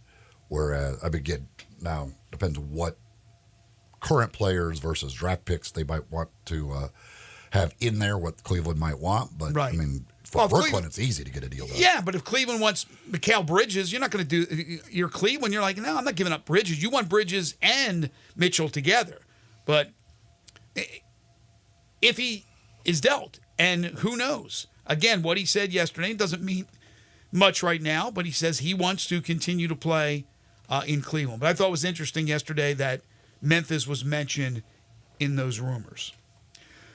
Folks, All-Star Chevy in Olive Branch, Mississippi is ready with your Silverado, your Tahoe, your Suburban. Get up to 30 miles per gallon with your new All-Star Chevy Equinox or Trailblazer. Financing down to 1.9%. No payments for a full 90 days. All-Star Chevy is a great deal on a new 24 Blazer EV. Get charged up for this 36-month lease on this Blazer EV at just $369 a month, only $2,500 down, the usual tax, title, and license. For details, you can ask any of their sales consultants. They have tons of Silverados. They have discounts up to $10,500 on those Silverados and 1.9% financing. College students, recent grads, military, teachers, healthcare workers get an extra $500 bonus when you purchase a vehicle from All-Star Chevrolet in Olive Branch. And if you want pre-owned, they have pre-owned. Everything you want. All the Jeeps, the trucks, even Corvettes at All-Star Chevy in Olive Branch. And as we get ready to celebrate Memorial Day, our friends at All-Star Chevy asked me to remind everyone to remember all who have made the ultimate sacrifice serving our great country. Together, let's drive to All-Star Chevy in Olive Branch this weekend or go to allstarautogroup.com. When we come back, 10 in a row, the game show that has swept the nation. If you'd like to participate, you'd like a chance to win a great prize package, jump on the Sissy's Log Cabin listener lines right now at 901-360-8255. You're tuned in to Sports 56 Mornings with Greg and Eli on Real Sports Talk, Sports 56 and 98.5 FM. Be sure to follow us at Sports 56 WHBQ on Twitter, Facebook, Instagram, and YouTube to watch live video of our shows, stay up to date with station events, and have chances to win prizes. Don't miss out on anything that's going on. Follow us at Sports 56 WHBQ. Everyone has dreams, and if you've been dreaming of new appliances, Appliance Liquidators can make your dreams come true at any budget. Appliance Liquidators in South Haven is family-owned with low prices on appliances along with top-notch customer service. Choose from authorized brands including Crosley, GE, Maytag, LG, Whirlpool, and more. Appliance Liquidators specializes in clearance and scratch and dent. You get quality with minor imperfections at affordable prices. Stop dreaming and start living with new appliances from Appliance Liquidators, 3320 Goodman Road East in South Haven. Get ready because the Gossett Mitsubishi Motors Summer Sales Event is on, and now is the best time to buy. You want 43 MPG Highway? We Gossett in 2024 Mitsubishi Mirage, $18,960 or $279 a month. 2024 Mitsubishi Outlander Sport, we Gossett, $27,350 or $399 per month. And your summer adventure starts with 2024 Mitsubishi Outlander SE, we Gossett, $29,865 or $449 a month. Plus, every Gossett Mitsubishi comes with Mitsubishi's 10-year, 100,000-mile powertrain limited warranty. That's Gossett Mitsubishi, 1870 Covington Pike, online 24/7 at memphismitsubishi.com. If you want it, we got it at Gossett Motor Cars. Mirage RHFO 9083, MSRP 19460, Sport RUO 110764, MSRP 28070, Outlander RZO 53896, MSRP 30895, PF 695, acquisition fee 595, 15 cents excess mileage, excludes tax, title, and license. See dealer for complete details. Offer valid to end of the month with approved credit dealer stock only. They're taking care of beerness in Memphis, right on the river with Grind City Brewing and all of their great products. Look, this was a dream come true for a father and son duo. And if you have not been to that brewery right on the river, just to the north of downtown, you're really missing something special. And now you can't miss their products. Wherever you go, you see a brand new label. It's clean, it's beautiful, it's distinctive. You'll know Grind City Brewing, and of course you know their products like Poppy's Pills, that great Pilsner, or Tiger Tail, that very creative craft malt liquor. There's the new Thaddeus Amber Lager. That is absolutely a great light beer. There's the India Pale called Godhopper. It's outstanding. And then there's the Belga, the Belgian-style wheat ale. They keep bringing hits at Grind City Brewing. Brian Elder's Roofing Solutions. It's silly season in the life of your roof. I'm Brian Elder, 867-0303. The weather can be unpredictable, and I'm ready to get more life out of your roof with our award-winning Owens Corning Repair Team. We're the repair guys the other repair guys call when they can't find the problem. Leaks become black mold when ignored. That's why when you call me, I start my inspection in the attic. Is it time for a beautiful new roof? 867-0303. I'll measure your roof from outer space and get you an estimate right over the phone. The best warranty in the business, including a warranty against ice dams. The only roofer in Memphis to offer a warranty against water intrusion due to snow buildup. Ask about military and first responder discounts. 901-867-0303 or BrianElderRoofing.com. Call 867-0303. Brian Elder's Roofing Solutions. Now back to Sports 56 Mornings on Sports 56 and 98.5 FM. This hour brought to you by Jenkins Floors and More. Here once again are Greg Gaston and Eli Savoy. Welcome back, everyone. 9:30 the time. We'll give you an update on the PGA Championship, Scotty Scheffler, all that coming up in a little bit. We'll also talk some Memphis Tigers football. But right now, it's time for 10 in a row. Not 5, not 6, not 7, not 8, not 9, but 10 in a row. It is 10 in a row. It's the game show that has swept the nation. If you'd like to participate, don't delay. You may get shut out. Jump on the Sissy's Log Cabin listener lines right now at 901-360-8255. 10 in a row is brought to you by the Owner's Box in Lakeland Town Square, also by Napa Cafe. Let me tell you about the Owner's Box. If you're looking for a sports bar that has everything, and I mean everything, the Owner's Box Sports Bar and Grill in Lakeland Town Square is the place for you. Fun, exciting, friendly, comfortable, right? You want to be comfortable when you're kicking back, eating good food, drinking good drinks, and watching sports, and you're comfortable there with wall-to-wall TVs for all your favorite games, all over-the-wall taps for all your favorite beers, including non-alcoholic local craft beers, and a full wine list. In front of the wall, a full bar for all your other favorite beverages. You can add in this upscale menu that they have, patio seating, daily specials, and events, and you found all your sports in the one right place. The Owner's Box Sports Bar and Grill in Lakeland Town Square, and they have lunch specials Monday through Friday from 11 until 3. Some great items, including sliders and salads and jalapeno BLTs, which sound delicious with fries, all during lunch hour, a special for you from 11 to 3. Go visit them Monday through Friday. Anytime is a good time. And then, of course, on weekends for all the great sporting events, it's the Owner's Box, Lakeland Town Square in Lakeland. And Napa Cafe, 5101 Sanderland. Hope many of you took advantage of Napa Cafe. Took mom maybe to Napa Cafe for a nice dinner for Mother's Day. Any special occasion you have to celebrate, certainly Napa Cafe, a great way to do that with all their different dining rooms, including that private wine cellar, which makes for a great special night out at Napa Cafe while enjoying some of their great food, whether it be maybe their double chocolate stout braised boneless beef short ribs, or maybe one of their great seafood dishes, or like their pan roasted ginger buttered sea bass. So many great things. They've got unbelievable desserts as well. They got some signature dessert cocktails like the lemon cheesecake martini that you can enjoy. All of it at Napa Cafe. 5101 Sanderland is where you will find them. Celebrate with a crowd or just an intimate evening with maybe that special someone at Napa Cafe. They're open Wednesday through Saturday for dinner, starting at 5 o'clock for reservations. And to check out the menu, you can go to napacafe.com. 5101 Sanderland is where you'll find Napa Cafe. I think Scheffler birdied his first hole, and they're calling it a jail birdie.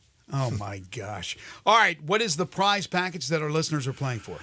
We got a $25 gift certificate to the owner's box. Got $25 to Sunrise, a couple of Malco movie passes, and a free haircut from Supercuts. Again, if you've won in the last 30 days, you are ineligible. 360-8255. Let's get started. Sissy's Log Cabin listener lines, 901-360-8255. Here's the question. Active NFL quarterbacks, and these are all active, I'm not tricking you, all active NFL quarterbacks who have passed for 25,000 or more yards for their career.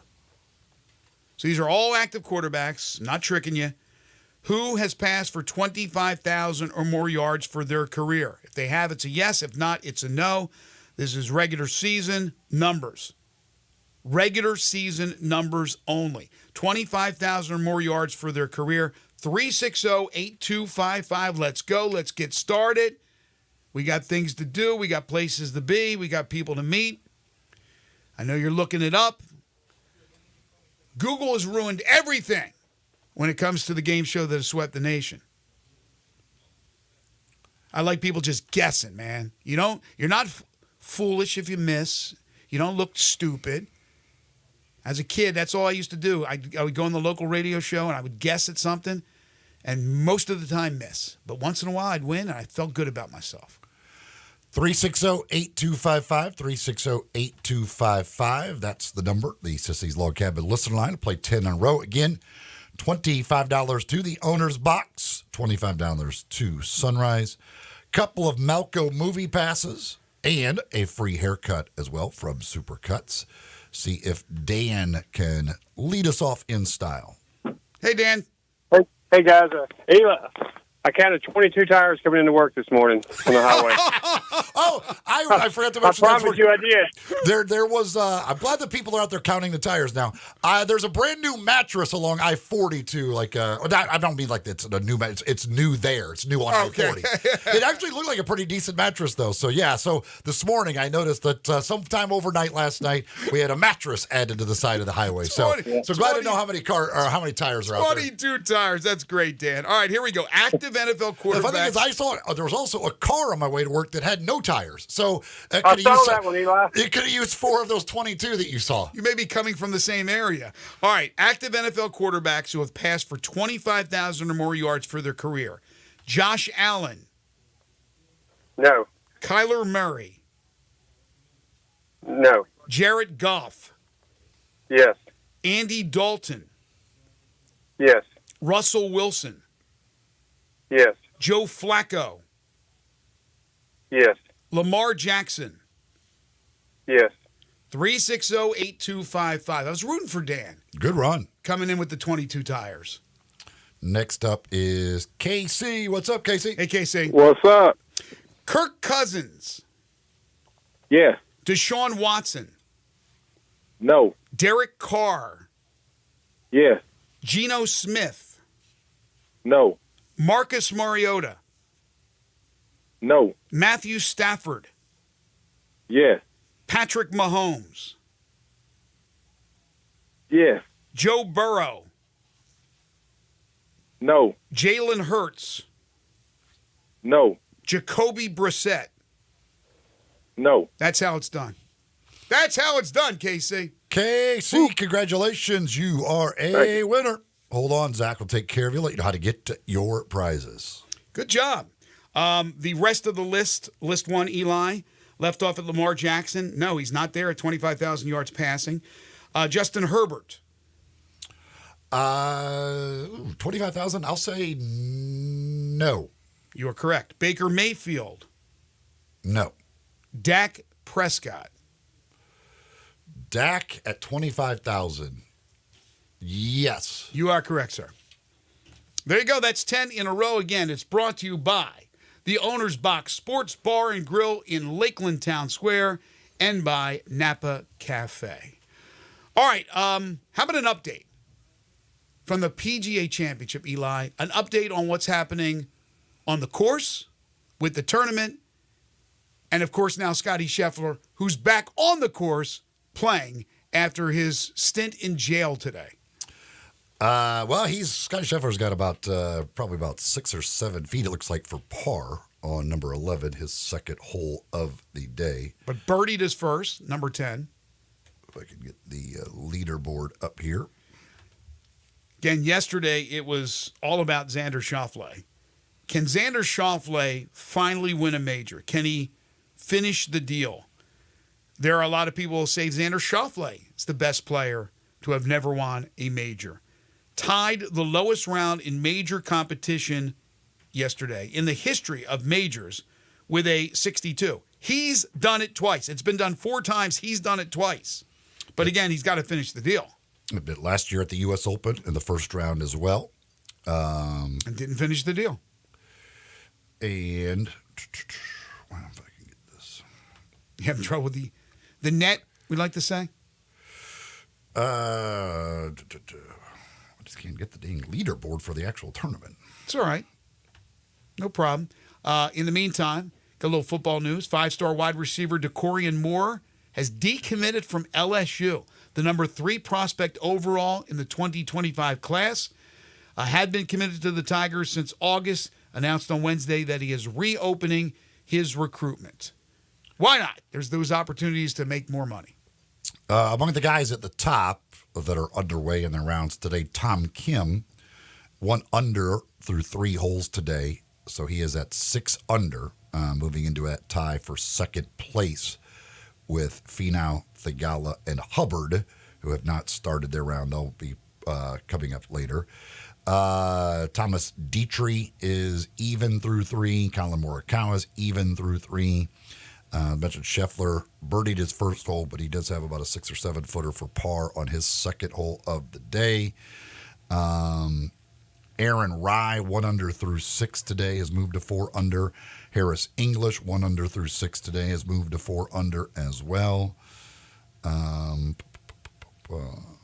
That's kind of the guys that are out on the course that are towards the top of the leaderboard. Alex Noren, even par through 5 today. He's still at 4 under par. Austin Eckroat also still at 4 under. He's even through a couple of holes today. Tom Hoagie has given away a couple today. He's 2 over through 5, falling from 5 under down to 3 under par. And John Daly has withdrawn. Yes, thumb injury for John, I think was the official reason for the withdrawal for Mr. Daly. My buddy Michael Eaves, my former partner, not only here on Sports 56, but over at ABC 24 and UPN 30, or CW 30, was UPN back then. He said from the Scotty Scheffler police report, the arresting officer's name is Brian Gillis. He says that Scheffler disobeyed his orders and then dragged him to the ground with his car, causing injuries to the officer and his clothing. Some damage to the old clothing. All right, when we come back, we're going to talk some Memphis Tigers football. Memphis Tigers football, ranked by ESPN as it came out yesterday as the number 1 group of 5 contender for the college football playoff. We will discuss. We'll continue to take your calls and texts as well on the Sissy's Log Cabin listener lines at 901-360-8255. You're tuned in to Sports 56 Mornings with Greg and Eli on Real Sports Talk, Sports 56 and 98.5 FM. We are Real Sports Talk. Sports 56 WHBQ. Available on your radio dial at 560 AM and 98.5 FM, as well as around the world online at sports56whbq.com. Take us with you everywhere by downloading the Sports 56 app. And at home, just say, Alexa, play Sports 56. Wherever you are, stay tuned in to Real Sports Talk. Sports 56 and 98.5 FM. Includes all rebates and incentives. Price excludes $695 PF. Lease includes PF $695. $650 acquisition fee. EV6 P5610964. MSRP $50,200. Telluride RG510 $849. MSRP $38,305. Forte LXS RE780 $169. MSRP $21,820. Must finance through Hyundai. Excludes tax title and license. See dealer for complete deed 5/31/2024 with approved credit. Dealer stock only. I got Jeff Allen on the line to hear about some crazy deals happening at Gossett Kia southbound Mariah. Randy, I'd love to give all our customers our best deal. 2024 Kia Forte LXS gets 41 MPG highway, $199 a month, $34.99 due at sign signing. 282 miles EPA estimated range will get you where you want to go in the 2023 Kia EV6 Win, $249 a month, plus a 2024 Telluride LX, $357 a month. Both $39.99 due at signing and 24-month lease. And 0% for 48 months on 2024 EV9 and peace of mind with a 10-year, 100,000-mile powertrain limited warranty. So whether you live in Horn Lake, South Haven, Olive Branch, or Memphis, we'll make you happy at Gossett Kia South on Mount Moriah. You or someone you know or care about has dealt with a difficult divorce. When facing divorce, you need the attorneys at Rice Law. Nick and Larry Rice lead the firm with 3 generations and 7 decades of experience. Located in Memphis, serving the entire state of Tennessee and North Mississippi. Rice Law is who you need to call. Simple or difficult divorce, they know how to handle it. Call Rice Law at 901-526-6701, or for more information, visit them at aboutdivorce.com. That's aboutdivorce.com.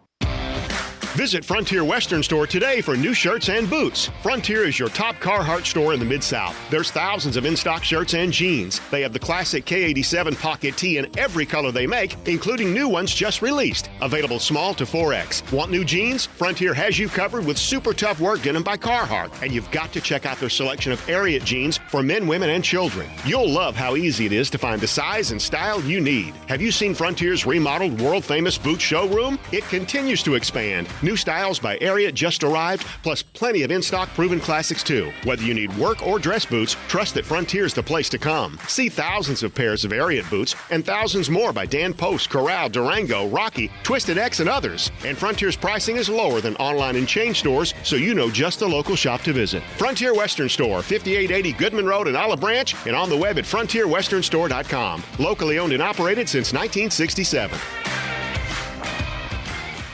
Hi, this is Troy Fiveash, owner of Fiveash Roofing. In these uncertain economic times, there are so many things as a contractor and a business owner that I cannot control. The rising cost of materials, not to mention fuel and transportation costs. In the last 2 years, shingle prices have almost doubled, and commercial materials have doubled. And I don't have to tell you what fuel costs these days. But you know what I can control? How much markup I put on a project.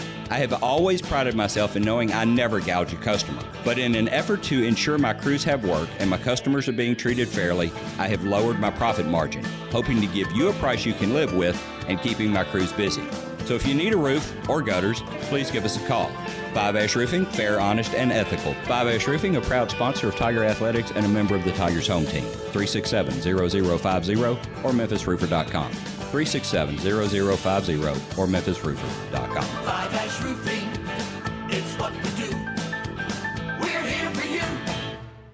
It's time to get to Gossett Kia on the Pike so Bobby J can put you in your new Kia today. Want summer fun and 41 MPG? We Gossett with 2024 Kia Forte LXS. $199 a month, $34.99 due at signing. How about 282 miles of EPA estimated range with new 2023 Kia EV6 Win, $249 a month. Get extra room and extra fun with 2024 Kia Telluride LX, $357 a month. Both $39.99 due at signing, all 24-month lease, plus 0% APR for 48 months available on the all-new Kia EV9. And peace of mind with Kia's 10-year, 100,000-mile powertrain limited warranty. So hurry to Gossett Kia, 1900 Covington Pike, online, KiaCovingtonPike.com. If you want it, we got it at Gossett Motor Cars. Include all rebates and incentives. Price excludes $695 PF. Lease includes PF $695, $650 acquisition fee, EV6 P5610964, MSRP $50,200, Telluride RG $510,849, MSRP $38,305, Forte LXS RE $781,69, MSRP $21,820, plus finance through Hyundai, excludes tax title and license. See dealer for complete details. Offer valid through 5/31/2024 with approved credit. Dealer stock only.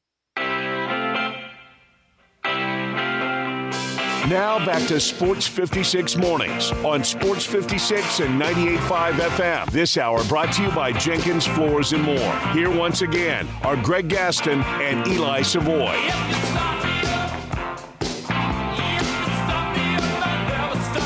Scotty missed the putt, so he bogeys a second. So he's got birdie bogey to start his round. Before we talk some Tigers football on that topic and the topic of Scotty Scheffler, which is the big story and one of the bigger stories that we'll be talking about probably for months to come, ESPN's Dave Fleming said he was there to witness the incident. He said it was clear when we were watching that they had no idea who this was in the car, which, again, shouldn't make a difference. Jeff Darlington, we talked about him earlier, who was also on the scene, said the police officer was pretty heated. Yeah, I can understand. said Scheffler acknowledged he had kept trying to drive through slowly. But Darlington says players had been told they could enter the course, and Scheffler was in a marked PGA vehicle. That is going to be, that's the defense right there. We were told we could keep going, go right into Valhalla because we were in a marked car, and he stopped us. But who has control of a situation like that? The police certainly have control. And when they tell you to stop, you need to stop. Or something like that could happen. It's unfortunate. Scotty doesn't hit a lot of wayward shots, especially off the tee. But it would be great for him to hit one into the trees and see if any of the announcers are willing to say he's in jail. But he just doesn't. He never hits it there. He never puts himself in jail on the golf course. Puts himself in jail off the golf course. But he's so good with every shot he hits, pretty much. He never gets in that situation. Oh man, Shooter McGavin. You ever see him on Twitter? Follow Shooter McGavin. He's got a screenshot of 4 mug shots. One now is Scotty Scheffler. One, I'm showing you. One is John Daly. One is Tiger Woods. And one is the guy who plays Shooter McGavin. And Happy Gilmore. Oh, that's fantastic. All right, so yesterday, ESPN released its group of 5 contenders, top group of 5 contenders for the college football playoff. And Memphis is in at number 1, followed by Boise State, Liberty, Fresno State, and Appalachian State. Again, the group of 5 will have a team in the 12-team playoff. It has to be a conference champion and the one that is ranked the highest. So Memphis has not been in this position where, well, of course, they've not been in this position of a playoff talk, but just even in this position as being the hunted as opposed to the hunter. It seems like they are really handling everything incredibly well as far as having a bullseye on their back. They're not backing away from it. Everything they have said, they expect to be the team to beat. Now, great year last year, but didn't get to the conference championship game. So there's a lot still to accomplish here, and it's easier said than done. But it does put that bullseye on their back, especially when you have a list like this to come out and have them as the number 1 team of all the group of 5 schools. Yeah, I mean, we talked about it when the USA Today thing came out. Like, they're in all likelihood going to be in just about every ranking the highest rated group of 5 school. When you have a 4th-year starting quarterback, like, that's going to earn a lot of respect from a lot of people out there when you're looking at a group of 5 school. And especially when you add in that Tulane lost their quarterback and their coach, UTSA loses their quarterback. You look around the conference. I mean, this has been the generally the best group of 5 conference, although they haven't always had that representative, but overall generally been kind of the better of the group of 5 conferences. So, yeah, I mean, there's no doubt that they're going to be looked at as the favorite or at least one of the favorites to be that group of 5 representative. Do you think a team, using Memphis as an example, that loses 2 in the conference, gets into the championship game, wins the championship game, and has a loss to Florida State, and I'm not saying they're automatically losing to Florida State, but if they do, and that may be the only game they're not favored in, that would be 3 total losses. Does that take them out of the mix to being the highest ranked one, in your opinion? Highest ranked conference champion from the group of 5? 3 losses? Depends how many losses those other conference champions have. We don't know. Just say they have 3. Well, how many the others have? How about if it's 2 and it's only 1 in the conference? So it's 1 less, but Memphis played Florida State and they didn't play anybody of significance. I wonder how a committee sees that. But I mean, again, versus who? Versus a team with 2 losses or versus an undefeated team? What I'm saying is, let's say Boise State wins their conference championship. They win their conference championship game. They go in with 1 conference loss and another loss non-conference. But that's it. They have 1 less loss. But Who are the losses to? How do those teams end up? Yeah, that's. And there's so many variables in that you can't say. Right. Did they lose to a 3-win team, or did they lose to a team that has one loss? Yeah, I guess what I'm getting at is just how significant a loss to a Power 5 school when you're the bye opponent, like it is in this situation, which is rare for Memphis. What kind of season does Florida State have? Does Florida State go right? Do they win the ACC, or do they go 6-6? I mean, all these things, like it's impossible to say in the preseason how that got lost. If they win the ACC, well, they won't be hurt. Be forgiven by that loss. Right. That's what I was going to say. Yeah, they win. They go on to win the ACC title. You're not going to be hurt as much by a loss to Florida State. In fact, it will be a blip on the radar unless you lose 2 games. I don't know if 3 games get you into the conference championship. So we're talking about, and I'm talking about conference losses. 2 losses is probably all you can afford to lose, right? I mean, 2 games is all you can afford to lose.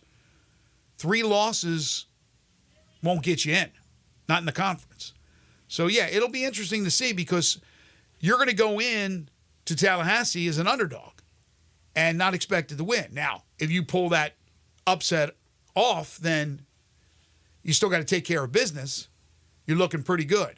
But if you lose, hopefully it's not detrimental where all of a sudden now you see as the season goes along and you start picking up wins in your conference, and so does, again, using Boise State for an example, and they played nobody in non-conference. Let's say they're undefeated. They're 7-0. Memphis is 6-1. They got a loss to Florida State. Florida State is kicking tail. Are you going to be penalized enough where you're going to be ranked under Boise State? Probably would be, I would think, because they would be unblemished. Thinking about getting engaged this spring? Well, don't make that special someone settle for one of those knockoff mass-produced rings that you'll find at most places. Get to Genesis Diamonds. Get her that one-of-a-kind ring that she really wants from a world-class designer. Truly handcrafted rings made in the USA for names like Takori, Viraggio, Henry Dossi, many, many more. Other stars aren't even allowed to sell many of these different rings that you can find at Genesis Diamonds. They've got all the best brands, and because they are a direct diamond importer, you'll get the best prices on diamonds as well. And you could choose between natural and lab-grown diamonds. The selection, the pricing, absolutely out of this world. And then when it comes to the service, there are no commission salespeople. They're just experts there to try and help you pick out that perfect ring, that perfect piece of jewelry for whatever occasion it is. But you're looking for that perfect engagement ring. The folks there, they're there to help you find exactly what it is you're looking for and what she will love and be proud to wear for the rest of her life. It's a family-owned business with an incredible reputation, known for doing business the right way. Genesis Diamonds, they're located at Poplar and Perkins Extended. Quality, selection, value, service. You can't beat them. Genesis Diamonds. By the way, Tulane from the American Conference is also on that list. They are at number 8. Last night's Stanley Cup playoffs, the Rangers advance. They win the series with Carolina 4-2, winning 5-3 last night in Game 6. And what an epic ending in the Vancouver-Edmonton game. Vancouver wins it with 32 seconds left to go in regulation on a JT Miller goal. So the Canucks, they now lead the Edmonton Oilers 3-2. By the way, in that Rangers win last night, a natural hat trick for Chris Kreider. Scored 3 straight goals in the third period to help the Rangers get the W. Again, tonight you have one game in the NBA playoffs. The Knicks in Indiana. The Knicks trying to wrap it up against the Pacers and move on to play the Celtics. The Pacers trying to force a 7th game. We want to thank our guests today, John Varlas, Parker Fleming, Alex Coyle, and Ed DeRosa. We want to thank our guests for all the shows this week, and we want to especially thank you for listening, for your calls, for your texts. We always appreciate it. Waldo and Friends on Sports 56 is coming up next. For Eli Savoy and Zach Boyd, I'm Greg Gaston. Have a great weekend, everybody. We'll talk to you on Monday. Stay out of jail. Talk to you on Monday.